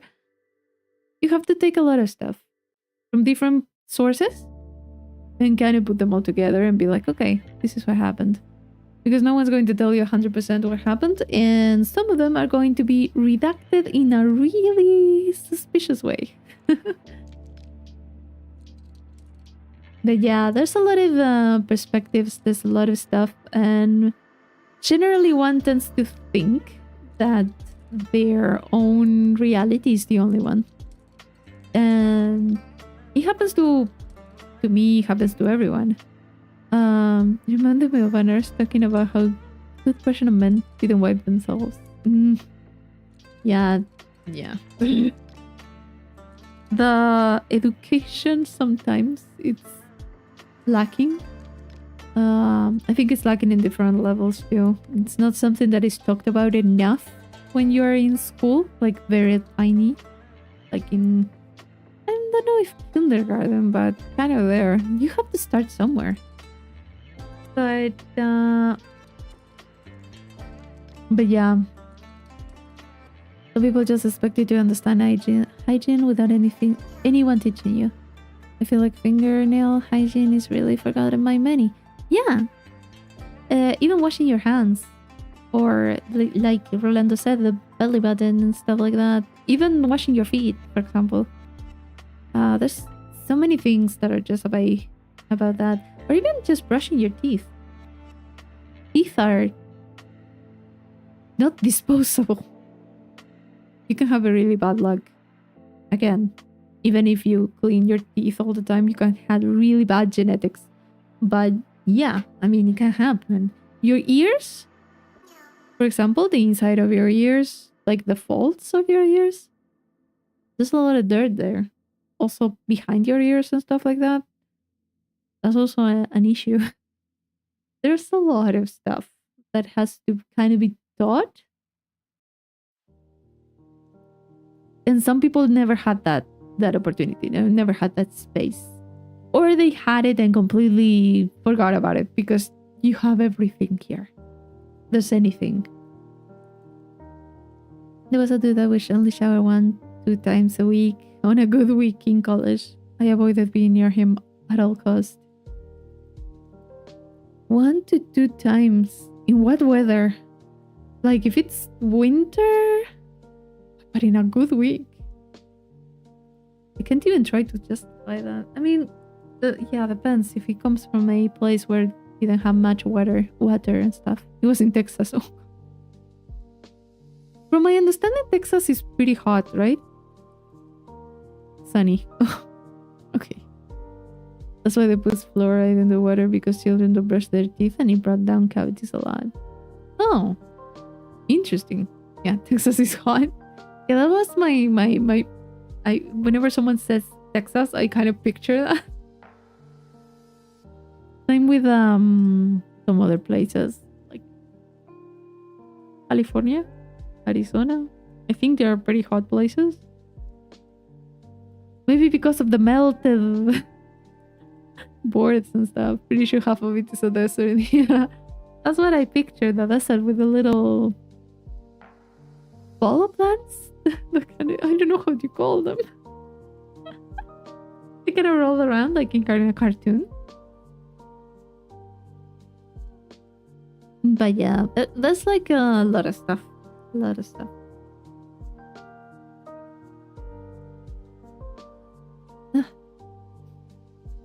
Different type of different type of education, people being raised different, cultures, like differences in culture,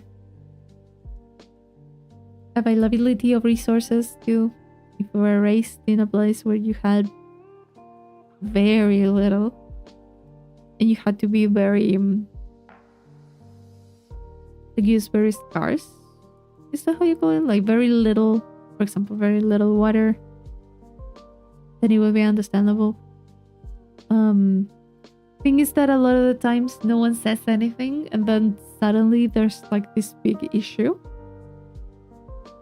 and they don't really know about it, because sometimes one thinks that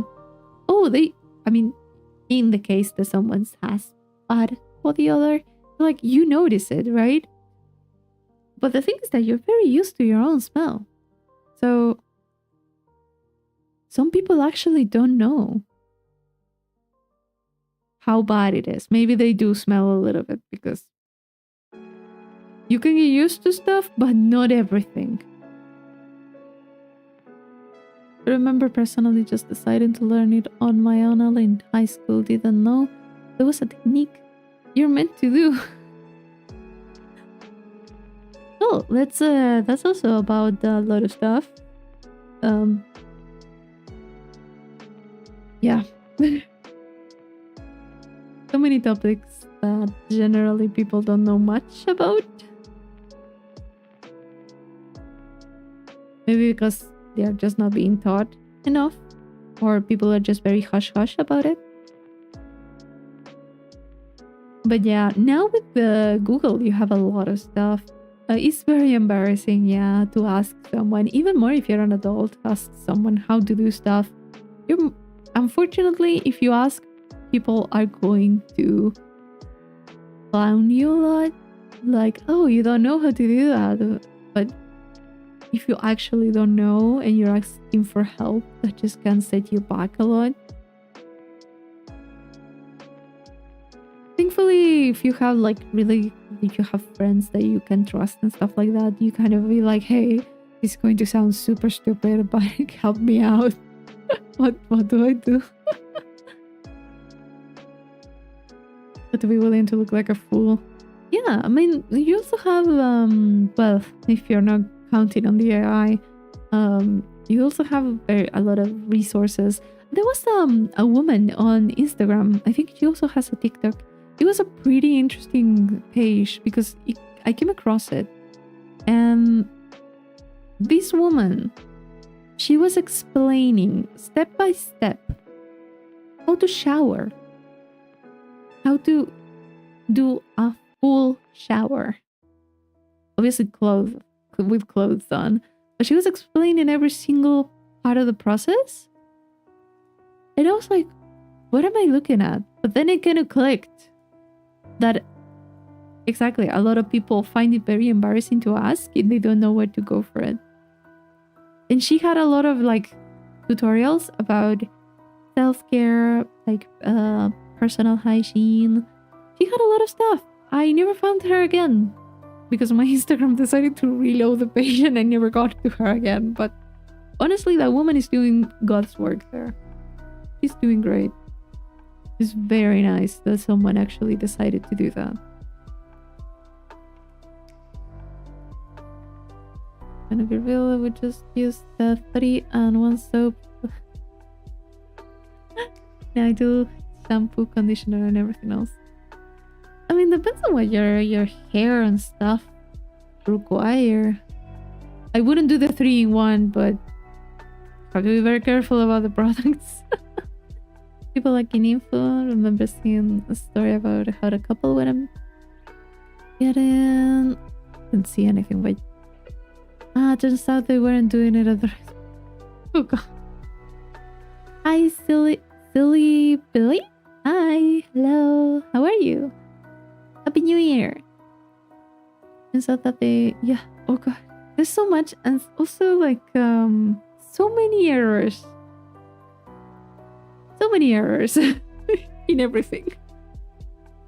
But I think it's also like lack of education and stuff. It's not even a matter of intelligence. If you don't have the tools for it, you're just not. Yeah, sex education. A little bit, yeah, sometimes it kind of helps, it kind of doesn't.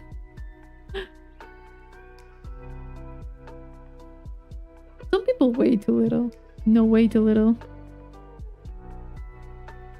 Yeah, I haven't been to a stream in a while. It's nice to have you here. It's nice to see you. How have you been? Do you have a good end of the year? Personally did. I've been cleaning a lot. I've been throwing out stuff. I've been doing so much this past few days. That's another guy getting... What the fuck? No. Or the people that take the pill, but the woman is supposed to take the pill, but they were kind of sharing it, which was not the way it worked. Like one day she would take one pill, he would take another, and so on and so forth. There's a lot of misinformation out there. With the internet, I don't think that's a possibility anymore. Kids are crazy nowadays. There's a lot of stuff. I mean, there's a lot of information, but you can misunderstand it very easily. And there's a lot of people saying things that are not. Just been looking forward to this year. Good! It's already here. You got to 2025. We all got here, thankfully.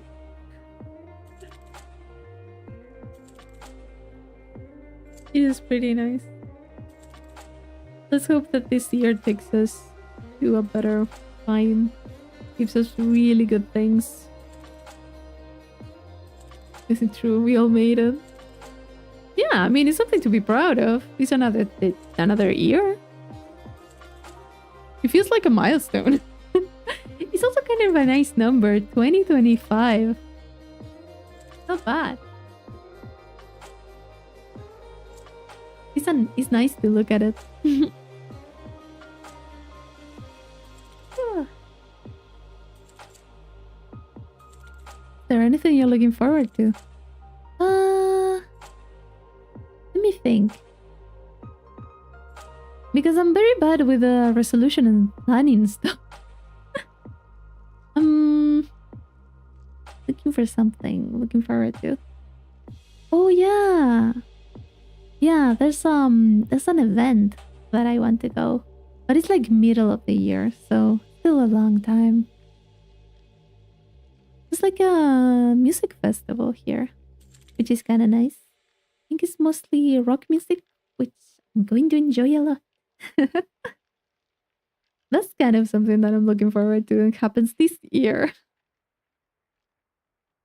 I never went. I always kind of wanted to try it, and a friend decided to drag me there. So she was like, "You're coming with me this time." So we're going together. So yeah, I'm looking forward to that. It's pretty nice. Very different to what I have generally done, but yeah. The video about resolutions at the... It was like, I'm gonna stop drinking 24 hours later, he was passed down on the ground with bottles around him. Alcohol is a very difficult thing to let go of. It's one of those things that you have to be careful about it, not make it a habit. I went to a few concerts, but I don't think they are for me. I generally went to smaller concerts. I hear about that. I don't think you heard about exactly the one that I'm going because it's another friend. But I don't know. The extrovert taking out an introvert. Yeah, basically she is an extrovert. She is. She's like a social butterfly. And I'm just a hermit crab that doesn't want to leave my home. But I do enjoy going to concerts and stuff. So I'll see how it goes.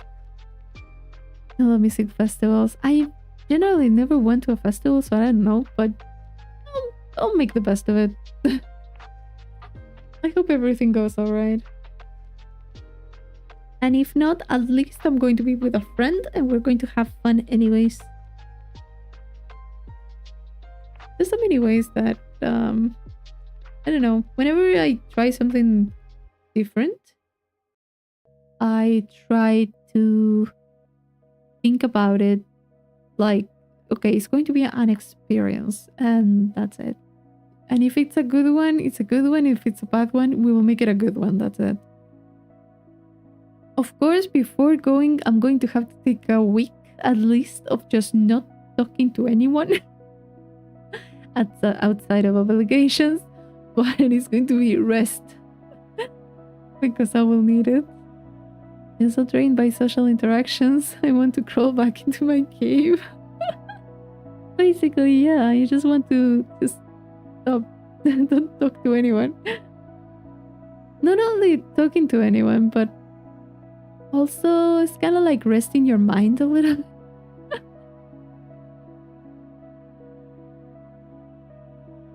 It's kind of like, I don't know, sometimes, for example, in December, I had a week that I was very busy. I had a lot of stuff to do. I was helping out a friend with an event. I also had a birthday party. Then I also had a event, aside from the event that I was helping in, that was a lot of people going. So the thing is, everything kind of happened on the same week. Then I remember being on Thursday on the birthday party. And I was just like, I'm so tired. I want to go back home. I love my friend, but I can't be here. And then I was like, oh, I'm okay. It's the last one. And then suddenly I felt this moment of, oh no.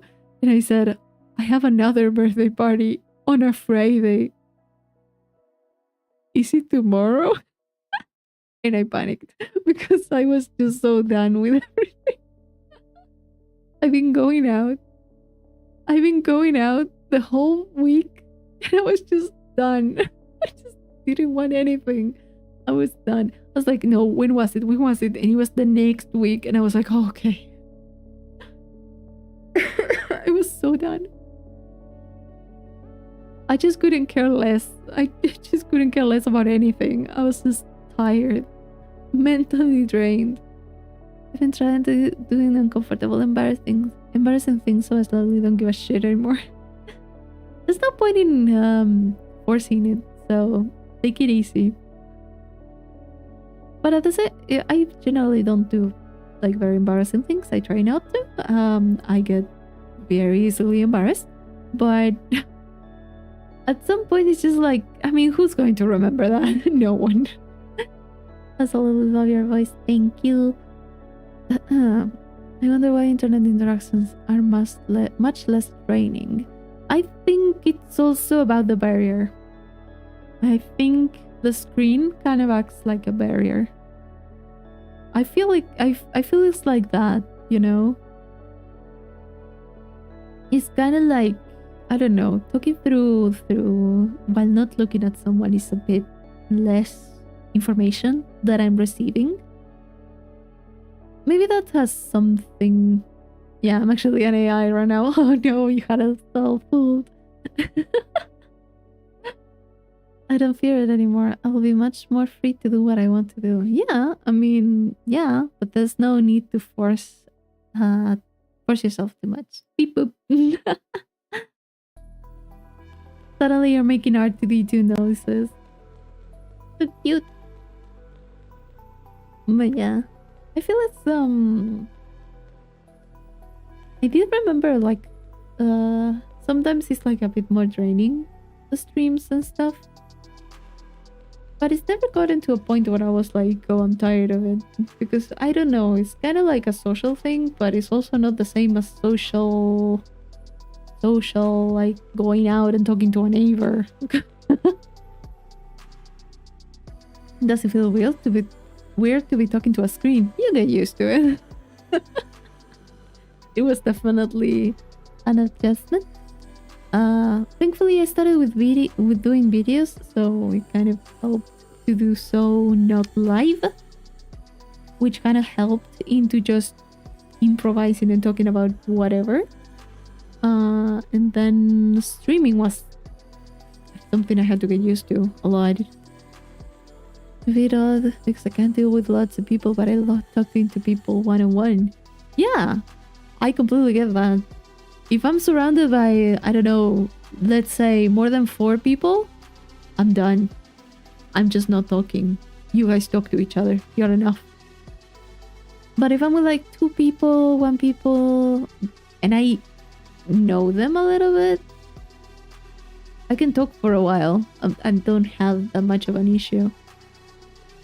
But the other people have to cooperate. I can't be monologuing the whole time because I'm going to be at some point just, I'm done.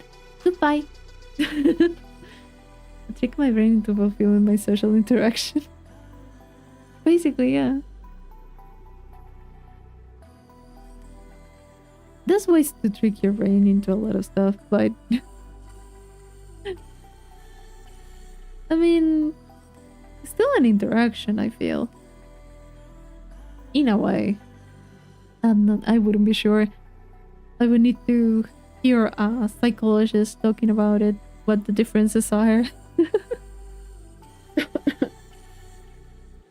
It is true that a lot of people use, because I used to do that too. When I felt like a little bit more lonely and stuff, I would generally go to YouTube, put like a video or something, and I would feel a little bit more like I had company while doing something else, because generally it was pretty nice. Of course, it wouldn't replace something like IRL interaction, but it kind of is something very social. You're hearing someone, either you're someone that comments or someone that interacts in chat. There is some sort of interaction. Yeah, it's probably bad to rely on it. Yeah, like everything, you can get... I don't want to say addictive, because it's not really an addiction. But if you depend too much on it, on the crutch, you're not... like the crutches, yeah. You're not going to be able to walk, even if your leg is healed.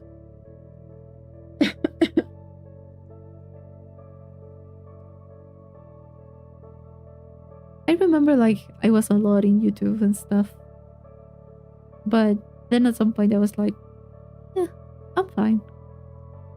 And then I kind of lowered the amount of time that I spent there, then used it more for music and stuff. And then the true crime came. And sometimes I would hear like a podcast or whatever that helps out with the I don't know, drama and the allegations of a lot of people, and I'm just like, oh fuck. It's kind of like, wow. There's a lot of stuff happening. Sometimes it helps to put something like that just to keep up with the house, what's going on. I was talking to a streamer for a while, like a year, and after having some life changes and I couldn't watch them, I realized I was super attached and needed to leave. Sometimes it's good to take a time. You take a little bit of a time, and then it's just, you come back to it and you kind of feel different about it. Sometimes it's like a good thing. You kind of take a step back on stuff, and then you come back and it's kind of like, oh, look at this, look at this person. Maybe they changed something, or the content changed, or they are doing something else, or they reached like a milestone. It's kind of nice to look back and see how much they changed to. Something to make you focus on the words, and you don't have to worry about reactions in people's faces. Yeah, that's also a thing. I also, to be honest, I never liked being looked at. Never liked being seen too much. That's basically one of the reasons I have the model.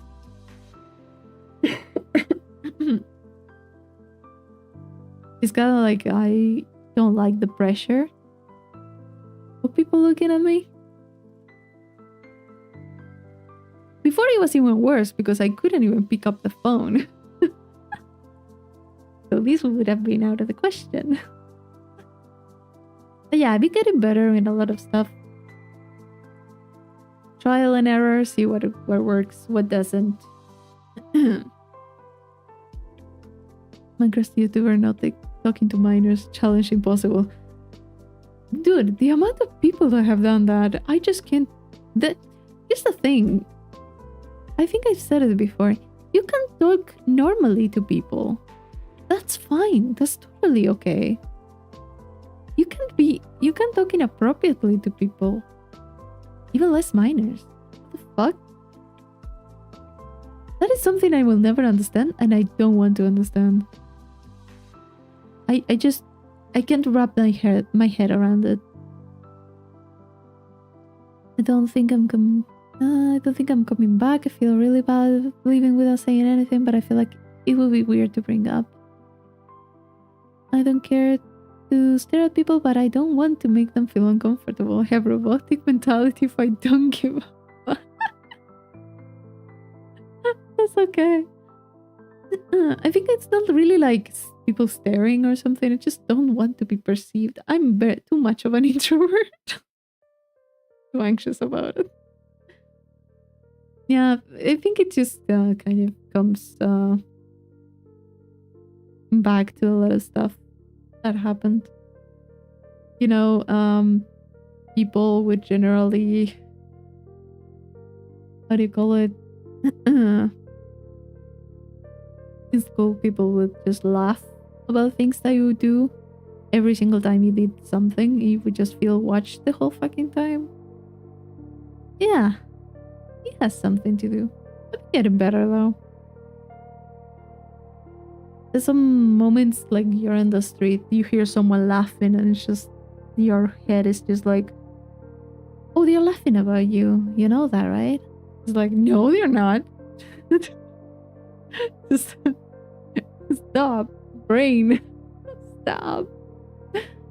I've been getting better. It took a while, but I've been getting better.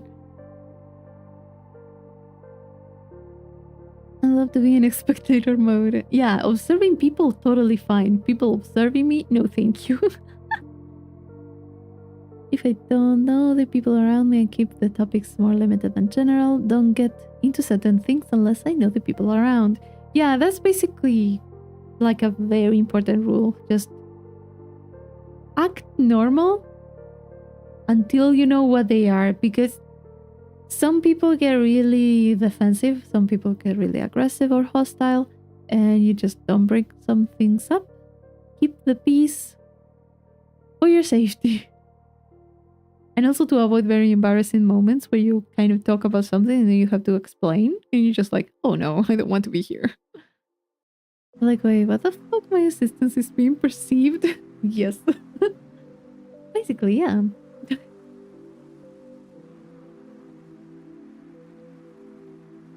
I don't really like a lot of stuff.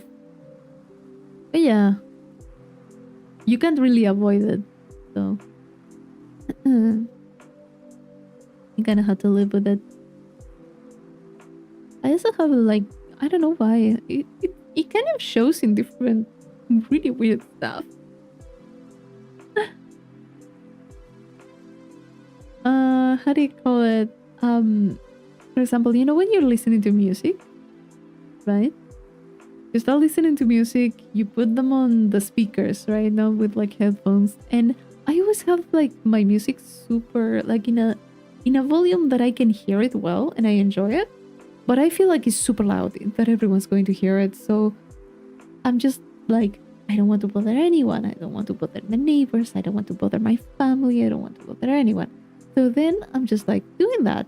And then I step out of my room. I don't even get to the door of my room and I can't hear it. It's like, why? It's just my brain being awful. It's like, you're being too noisy. And I'm not. I'm not. Hearing my name in streams, I had to wait. What the fuck moment in my head.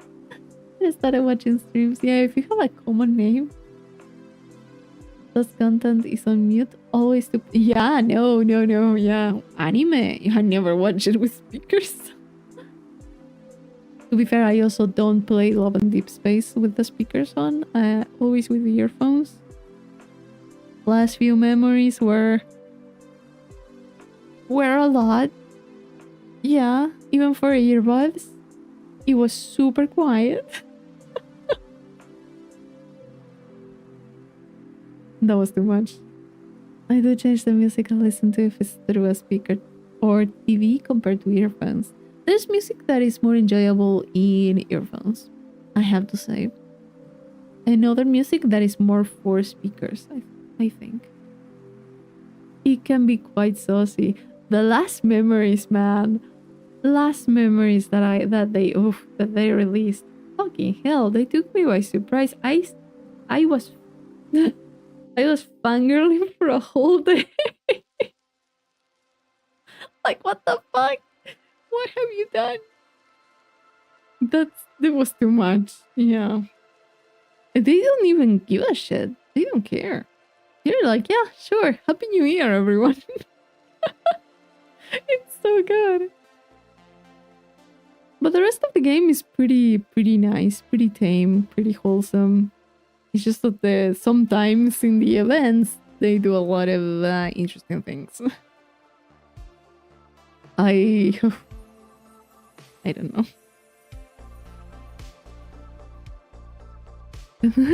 Research. Yeah, research. Yeah. You know, generally what I do, whatever I play, I'm used to playing like otomes in like Japanese or something. So I kind of understand a little bit of it. I kind of understand, but not so much, you know. But I'm playing Love and Deep Space in English because I like the voice more than in the other ones, so it's even more cringy. Sometimes it's too much and I have to pause it, take my earbuds out and just stare through the window.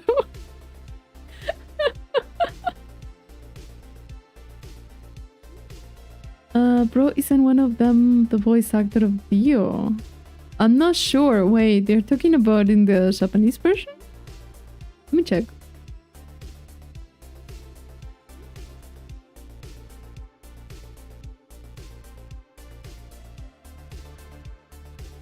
Japanese or English?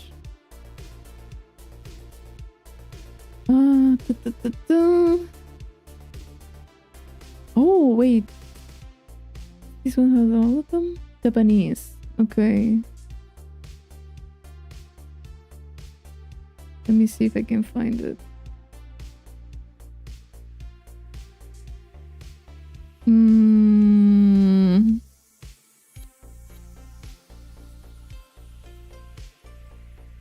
Takehito Koyatsu, right?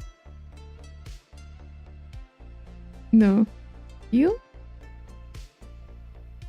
Yo. Jojo. Oh.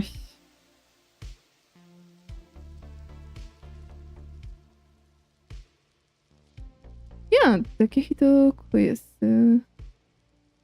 Nope. None of them. No, it isn't.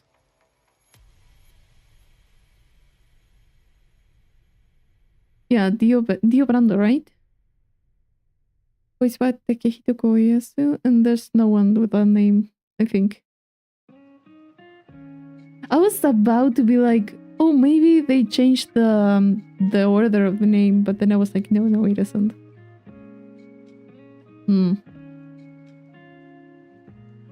Dude, here's the thing. I was playing it actually with the voices in Chinese. At first. And then I saw the trailer for Silas. And I was like, no, I need to hear that voice.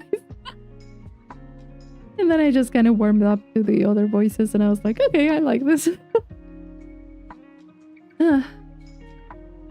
Dio Brando in his first season name is just Dio for the rest. Yeah, I was like, maybe there's another Dio and I just don't know. But yeah.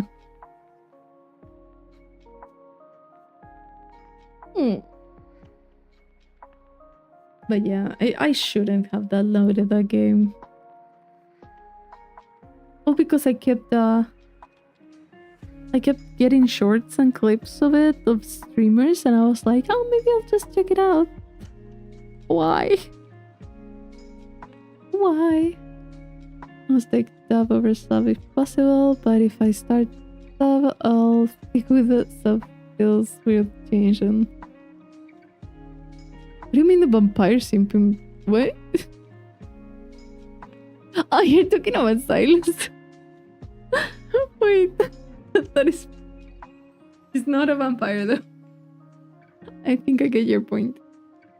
I like the multitasking, so I pick dub usually. Yeah. It depends. For example, if I'm playing a visual novel, I kind of prefer like the original stuff. Because I'm going to be playing the visual novel in particular. I'm not going to be doing other stuff alongside it.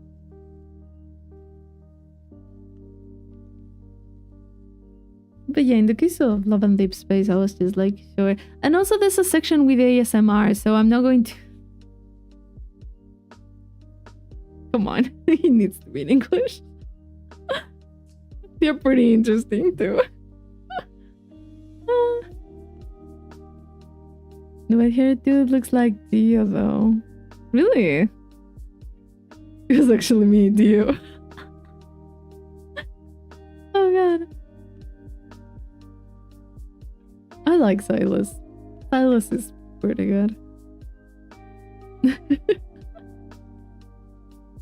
He's one of my favorites, I have to say. That and the fish. The fishy. I have the fishy as my wallpaper on my phone. Regret nothing. Absolutely nothing.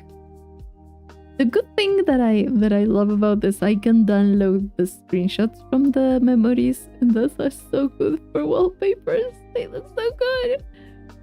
Sorry.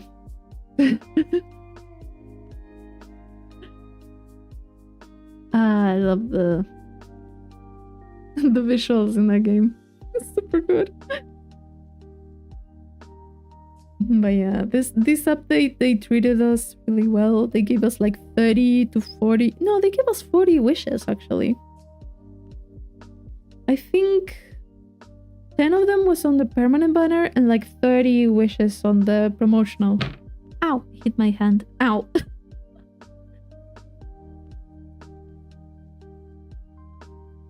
if you met someone like those dudes' personality in that game, would that be weird? Huh? You know how anime has degrees of exaggeration? Oh, there's a lot of stuff there. Yeah. I mean, one of them kidnaps you, so... I mean, it's fiction. Everything goes, but... They generally, you know... Generally, if I think back on it, they're pretty good. I mean, I haven't gotten anything that I was like, oh no, yeah, that's creepy. Oh yeah, it's fun because it's fiction. I wouldn't date anyone.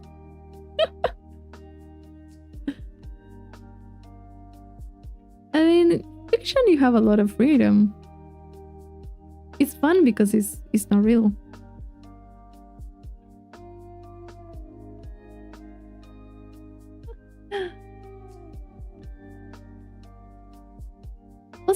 Also, you have to take into consideration that a few of them aren't even human, but yeah. I mean, I get it. Sometimes there's like a lot of stuff. One of them is like super sassy. He's super sassy. He's super petty, and I just laugh and I love it. But in real life, I would just never speak to them again because they are annoying.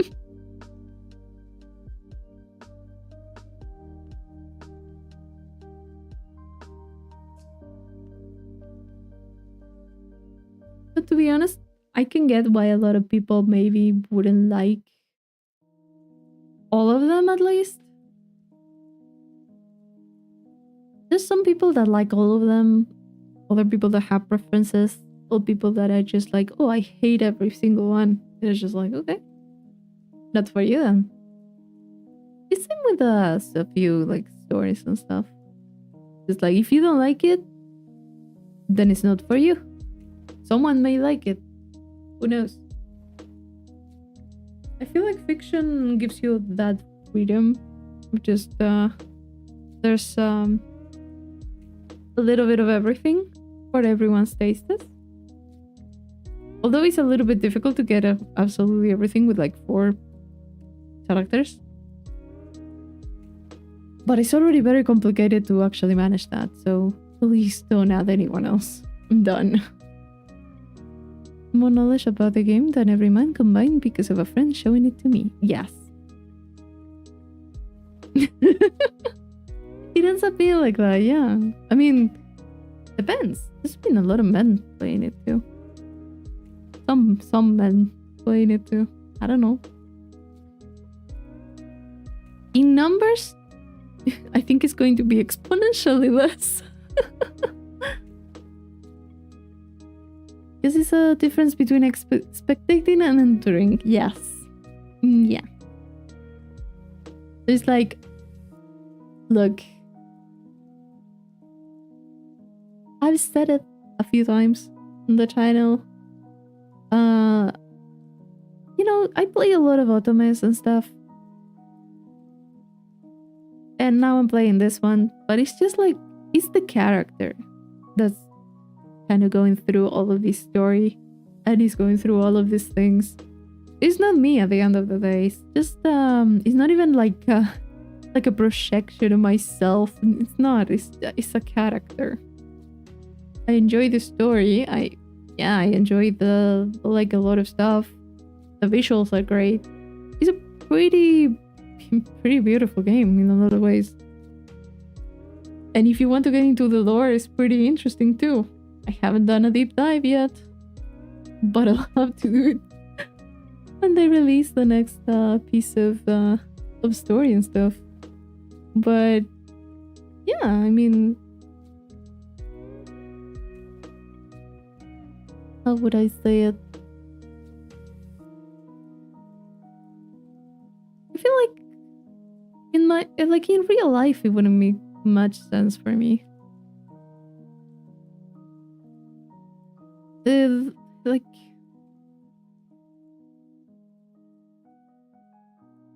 you can enjoy fiction without wanting something to happen to you. Yeah, like that type of feeling. The whole alternate realities kind of sound interesting. What I want to to read more about is the differences between every single option that you have. Because all of them have a certain past that involves you, obviously.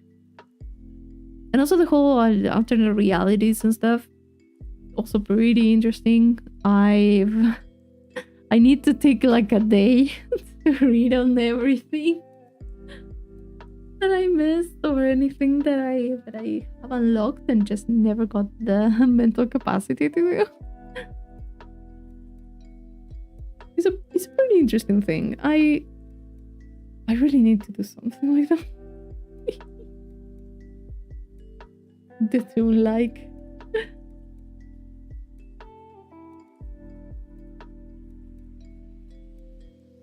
I really need to. I want them to give me another card. Sorry, I had a moment there. I really want another one. I'm sorry. I just remember like there was some YouTuber that she was seeing the trailer for the anniversary of this. That is where these cards come into play. And she was watching that and she said, we're going to need I remember she said something like, we're going to need like a secondary income here. What the hell? How's everyone that's not loyal going to get the ones that they want? And I was like, well, yeah, I'm not loyal. I want two of them. Like, if you concentrate on one character, you have better, the numbers are more on your side. You're just like, yo, I want everything. I want all of it.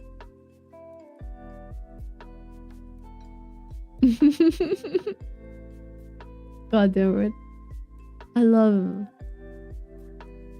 Why did I get into gacha? Come on. Troll, this is your fault. This is your fault, Troll. Or something that's really good, but you can't recommend the people around it because it's a little bit sus. Literally Love and Deep Space.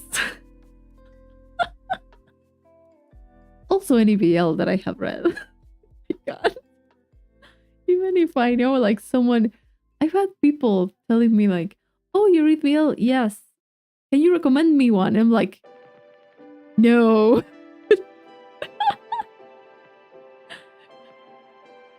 I'm not. No, you do not put me in that situation. So yeah, basically that.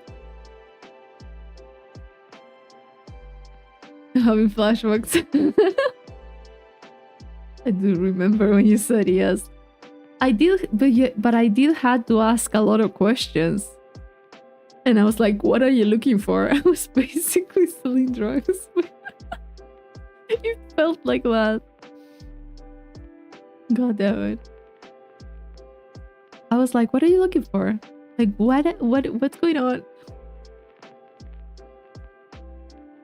I need the information. I have way too many things.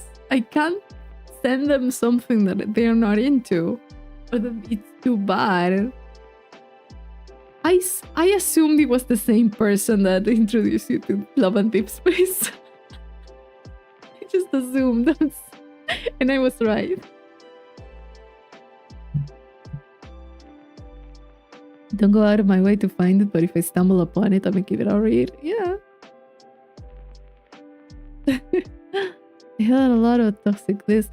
I was asking if they wanted that type of thing. Like, do you want like a healthy relationship, a toxic relationship, a red flag or a black flag? What do you want? Which one?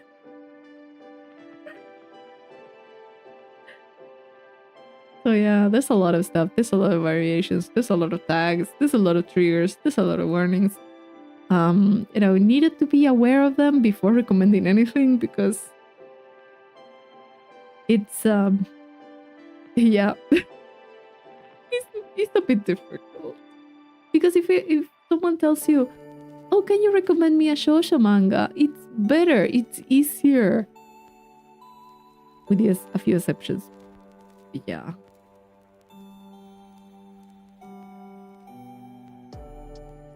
You remember very, very badly because I didn't mention vampires.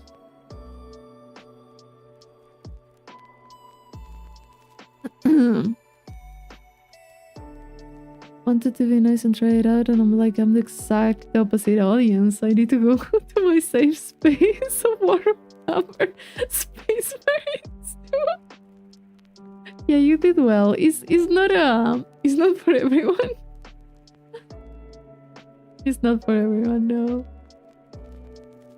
And also, I don't know in which side of it you ended up in. Like to my blood and guts. Mainly action game. Yeah. The thing is that you either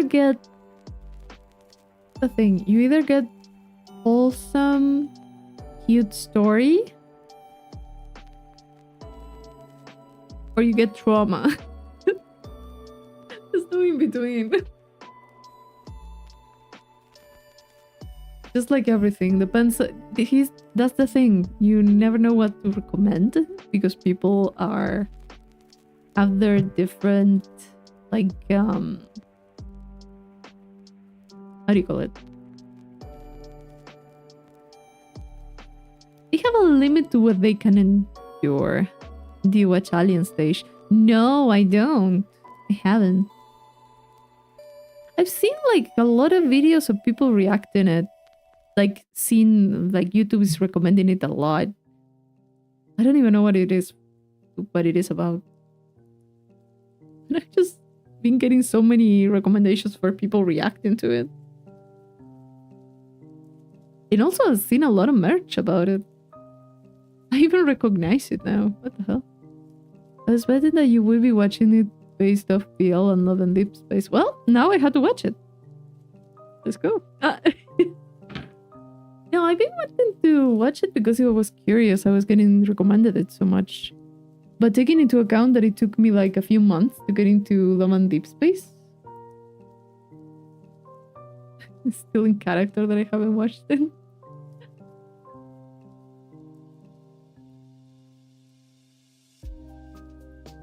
I don't even know what it is. Is it a... Where is it?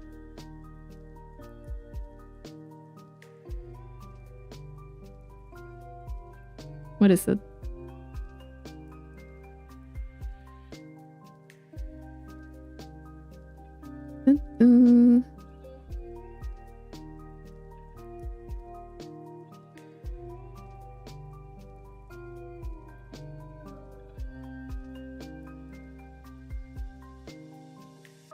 Oh, is it on YouTube? Oh, it's on YouTube. And it's short. Oh, short there than I thought. Okay, I might check it out. I feel like Love and Deep Space is like the female version of the other gacha games like Genshin. This, the thing is that I don't feel like... Here's the thing, gacha games like Genshin, it's not about romance, I think. There's a little bit too much like romance, but it's an otome game at the end of the day. It's more like a dating scene, I would say, with gacha. But not really Genshin. You read one about a detective and an elf, a Victorian era with demi-humans in England. Arthur got too into the crime-solving part, he forgot about the saucy parts. I loved it. It's on YouTube, which is pretty crazy. I wasn't expecting it to be on YouTube. Let's just say Love and Deep Space appeals to women and Genshin appeals to male. Yeah, I mean, obviously, Love and Deep Space appeals to women a lot. Mostly because of the ASMR ones. That's an interesting one. Mostly this event. We ate well. This New Year's was great. But yeah, it does appeal to a female audience. It's pretty good, you know. It's pretty good set of how do you call it? Stereotypes of characters. They're pretty good. I do have my. The thing is that you don't have to love all of them, and that's good. You do have to level everyone for the fucking game, and I'm just like, no, I don't want to. You do need a lot of resources for it. Farm like crazy. See a video of the difference in BL Yaoi when it's made by a man compared to when it's made by a woman. There are some key differences. There's a lot of stuff in between. It depends because you have very varying types of stories by women and also by men. There are also, I've seen a lot of stuff. How do you call it? Everything under the umbrella at this point. From both sides. I don't really have a preference. I'll be honest, I have gone down the ASMR rabbit hole and I sometimes feel like an officer looking at the giant purple hologram. I like, you know, the things that I didn't really think it was ASMR, just kind of stumbled into it. And I was just like, what is this? And suddenly it dawned on me what it was. And I was like, oh, nice. I guess it depends on which one you hear. Man tends to have more varying body types compared more on the bear, otter, and burly side. Yeah, I can think of a few of them. Not all of them, but a few of them that do that. Yeah.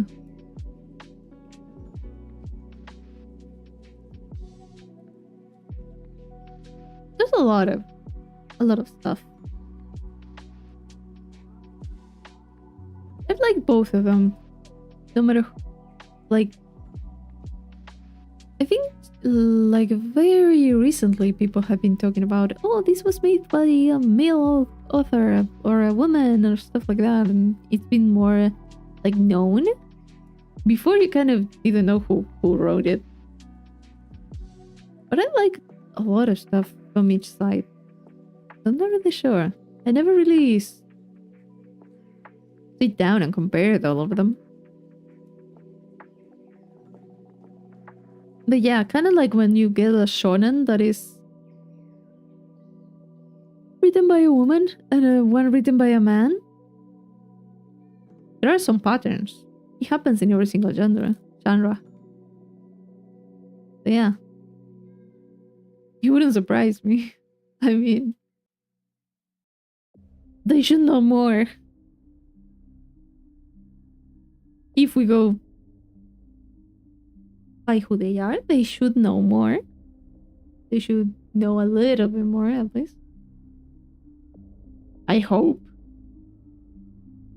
But yeah, it would make sense. Have more body types, maybe more... How do I say it? Wait. Maybe like a different type of story. Different character development, stuff like that. There are a few that are pretty good.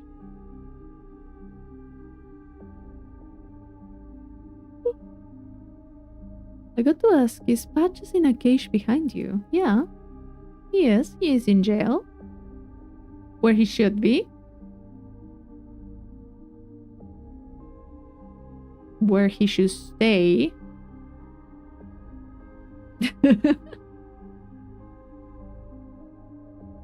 Before, when I first started to do the little TVs and stuff, I had him on a corner. I had him on a corner in the side. I was about to say a spoiler. Why? That he's in every single fucking game? Better that you don't. Yeah. Better to save the spoilers. Doesn't have some of those authors draw hands. They cater a lot to women. It's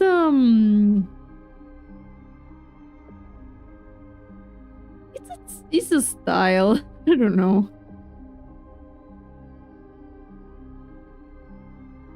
There's a lot of stuff. There's a lot of variation. I think that before, like a long time ago, when how do you call it?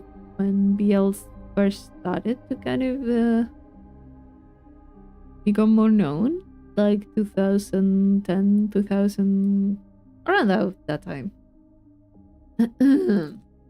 Priscilla. Sorry.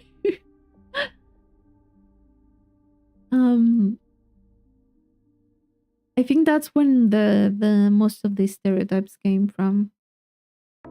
But yeah, now there's a lot of stuff. You know, Made in Abyss. I know about it. I haven't watched it. If you guys hear some noise that's very rhythmic, it's because I have a fan. Okay, I have like a hand fan. What do you call it? And I'm just... Yeah, he got a backlash because people don't understand context and subtext. And just, yeah. I remember seeing that and I was like, what? Obviously it was from people that never saw the show and thought it was like something weird. I was just like, what the fuck? Your eyes on your hood are giving me PSD from that series. Why? Having flashbacks. Close your eyes, look away. But yeah, there was a little, some people, I don't remember which, who was it? That did like, Made in Abyss, and he got a lot of people mad about it. It's unfortunate, but I understand that there's like a whole text about the whole thing. It's not a nice story. It's like very cute looking, but you never trust anything that's cute. It's really cool though. Very interesting world building. Yeah, I've heard that. I heard about that. It's like a lot of people liked it when it came out. A lot of people did.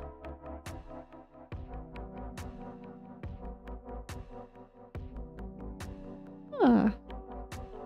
Too cute. Something soft type of feeling. Yeah. It's a trap. Do you care for spoilers? I don't think I'm going to watch it. I don't think it's something that I would like. So if you would like to talk about it, I don't mind it.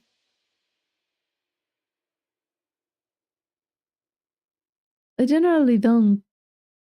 If I don't want to watch it, it's been a while since it came out and I never thought I wanted to watch it, so yeah, I would assume I won't. At this point.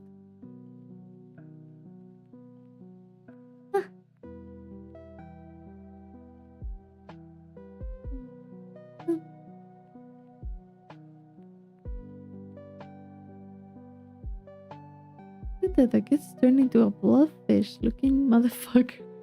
And the hood kind of reminded me of their face.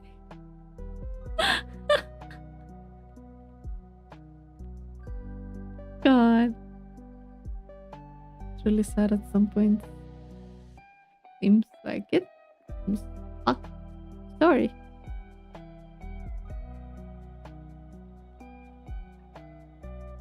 And the scene is actually hard to watch when it happened. There are so many scenes that are very serious in the context of whatever you're watching that people love to take them out of context.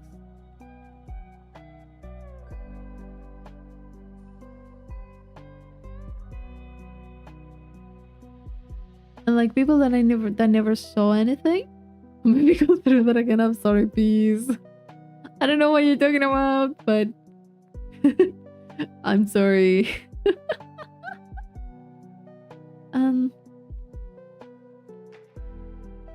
And sometimes, as I was saying, in the series, it's been given the seriousness that it should have, And if you take it away from the series and the context and all the things that you know and all the people that were invested in the story, and you just see that and you just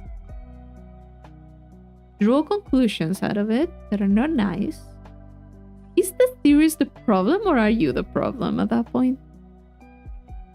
I can think of so many series that could easily be taken so out of context. Or dialogues and stuff.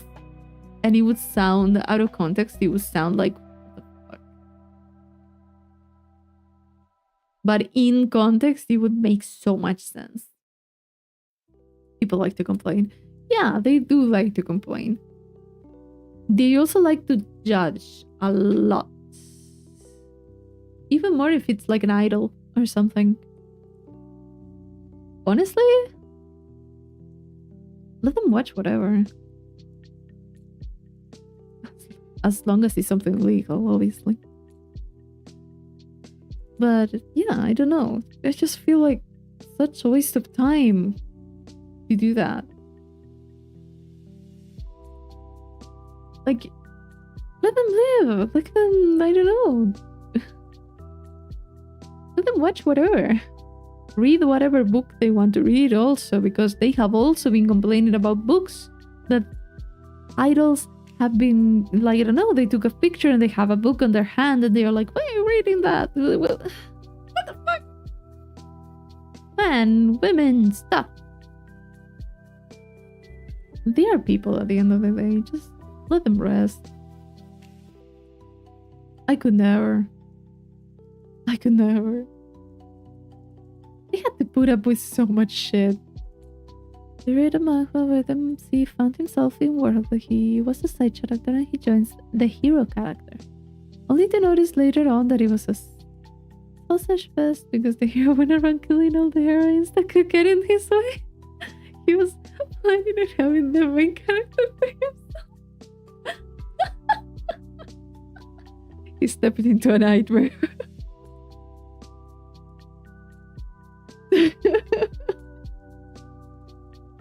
Oh god, that could be so awkward. That would be so awkward. Well, I read a novel that the main character was like transported into a novel. And he ended up being like the teacher of the main character. And the main character was basically the protagonist of a harem fantasy novel or something like that. And it was only that. It was like supposed to be like a harem, very sus novel. And there's this whole thing of him just having to, how do you call it, act the character, not being OOC, like out of character. There's also the fact that the novel still has to have the same plot points as before and all that. And the thing is that this dude thinks that the main character hates him, but the main character is super into him. So funny. And he doesn't realize it. He keeps misunderstanding the whole situation for most of the novel. It's so good. It's called Scumbulance Saving System. It's a Chinese BL novel by Mo Shan Tongxin. It's so good. It's so good. I'm feeling judged for my interest. That's why I try not to judge and try out things I find quite uncomfortable, like the open deep space. It's good. I mean, don't judge and don't get judged. That's it. I have talked about my interest with friends. I'm just not very specific. As I said before, my reading history is between me and God. That's about it. I read way too much stuff. I read absolutely everything. someone would ask me, "Oh, have you read this one thing?" Like I remember someone telling me, "Oh, do you know this one BL?" And I was like, "Oh yeah, it's really good." And then I kind of thought about it. I was like, I have just admitted to way more than I thought I would by saying that I like that one. It's nice to read it more often. It's pretty nice. It helps a lot. You know, I need to read more in Spanish. That's the problem. A lot of the things that I read is in English. So I need to read more in Spanish. I'm losing Spanish proficiency.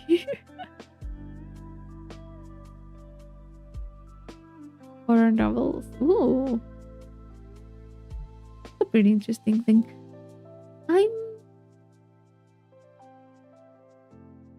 I don't know. Horror.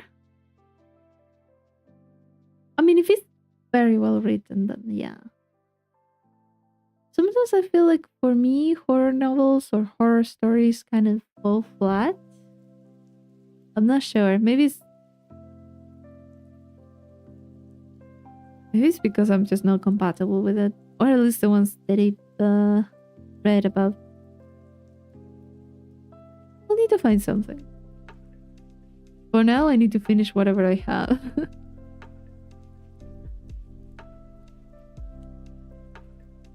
Reading, listening to creepypastas for basically my whole life.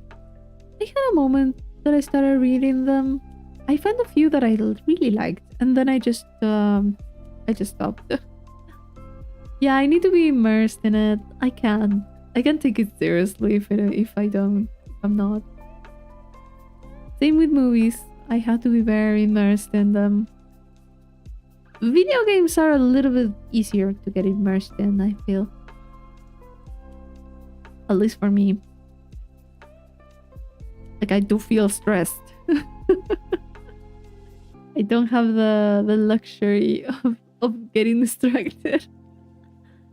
I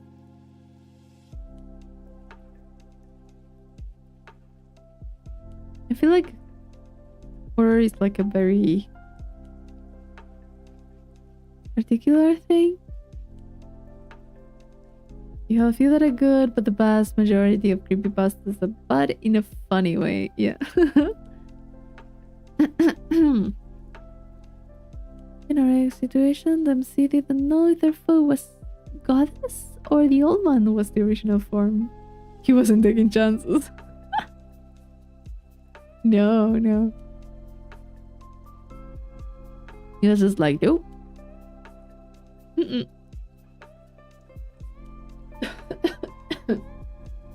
Hi.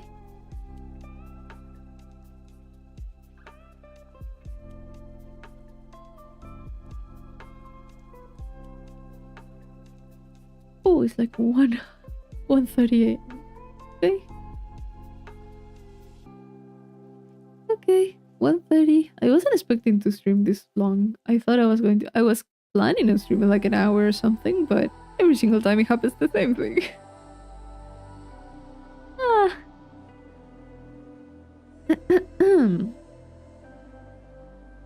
Much it if something comes up that makes me interested in something, then I'll read, watch, or play it. Yeah, basically. It's a good way to find stuff.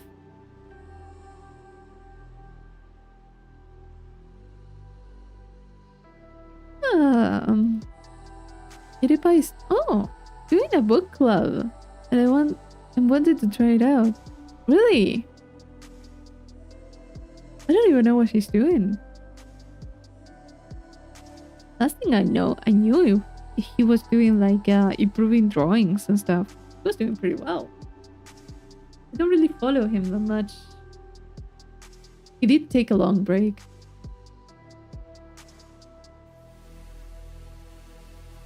It's nice to see him shift a little bit what he was doing. He talks about books, makes them sound really interesting. Good. I'll need to check what he's doing now.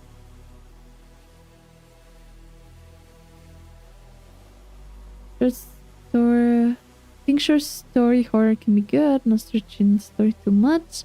Did read one about a guy getting a job keeping the light in a lighthouse on, not knowing that if the light went off, it would let entities from another world until it was too late. Many died for his mistake.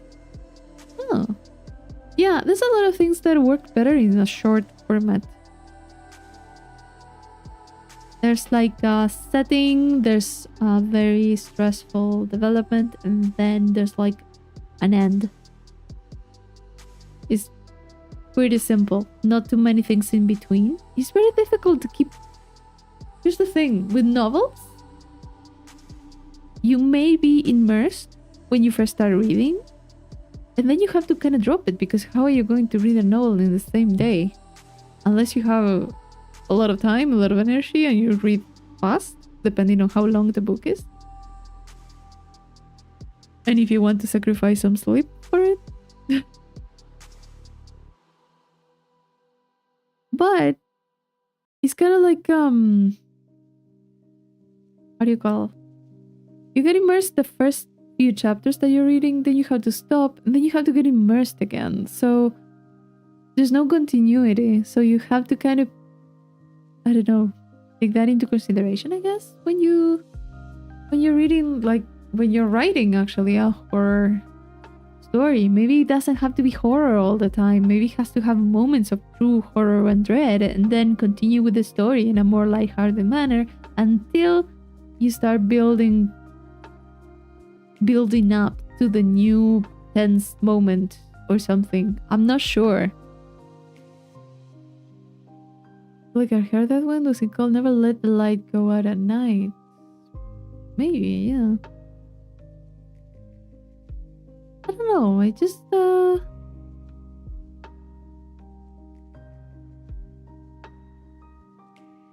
I haven't read much. That was a big yawn. Oh god. I haven't read much horror to be able to give much of an opinion on it. I just read horror stories and stuff like that. Like very short ones, the ones that we saw in like high school. A lot of stories work that way. It's usually a big thing right at the end with the mystery building up throughout. Could be.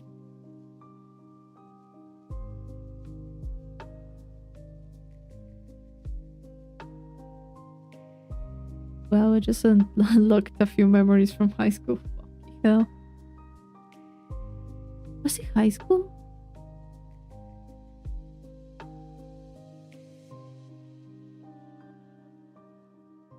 I think. You want a really good one there? Borrasca. I'll make a note of it. What is this?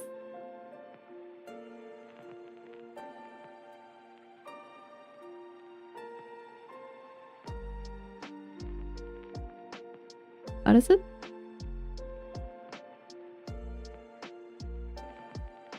They were written, but it will make you go like, damn, that's fucked.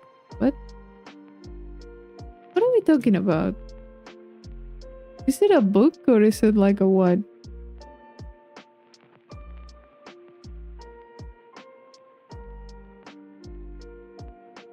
A creepypasta. Yeah, I've kind of fallen out of creepypastas.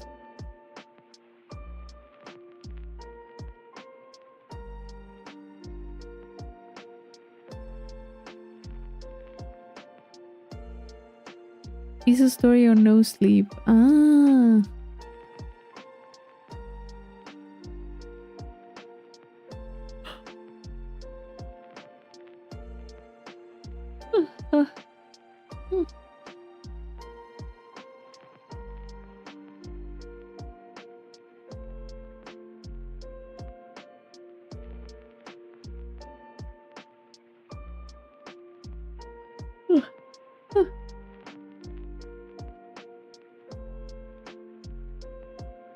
Really good story, fucked up, but really good.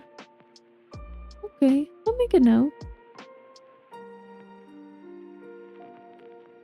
There it goes to the list of stuff that I need to check out.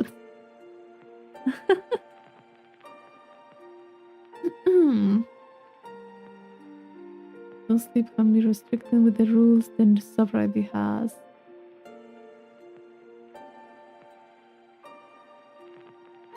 No, don't send me the links. I'm going to lose them.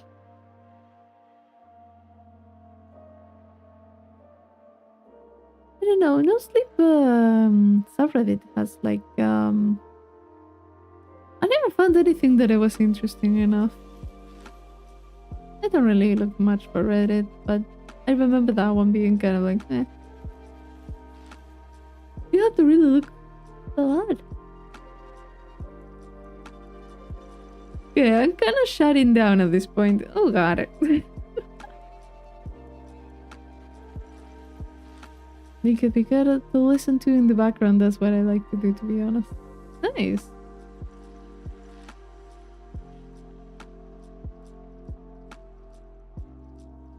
What is dry text? What is that?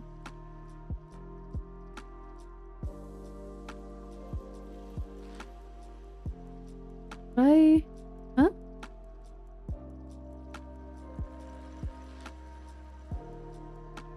I don't know that term. Fellow creepcast enjoyers. You found your people, troll. You found your people. There had to be someone.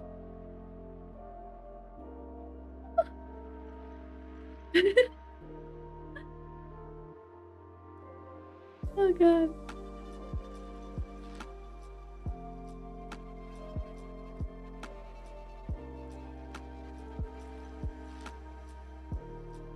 Maybe having to cut in it in a few minutes. I'm very tired. I was thinking of just streaming until midnight and I went like 1 hour and a half past.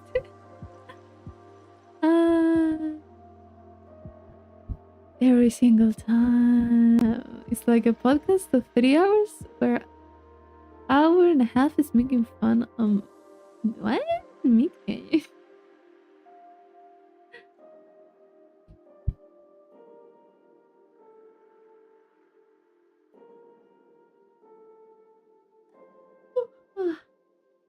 Ah.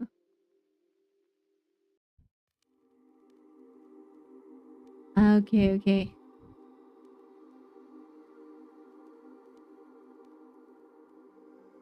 I don't know any names. I'm so bad at that. You can keep talking on the Discord. I might need to cut it there. Ah. Oh really? I'm going to have to go to sleep. Like a big continuous series of yawns. Yeah.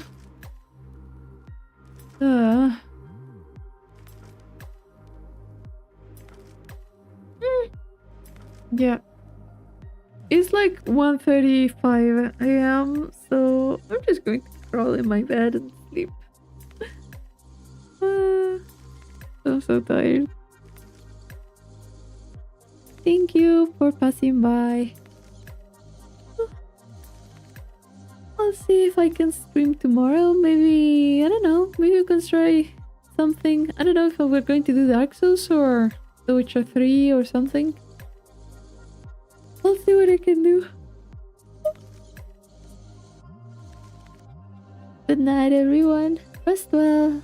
Bye-bye. Have a good Friday. Tomorrow. Today. Whichever. Bye-bye. You gotta get over to Dark Souls 3 vlog. Yeah, we're going to do our best. Bye-bye.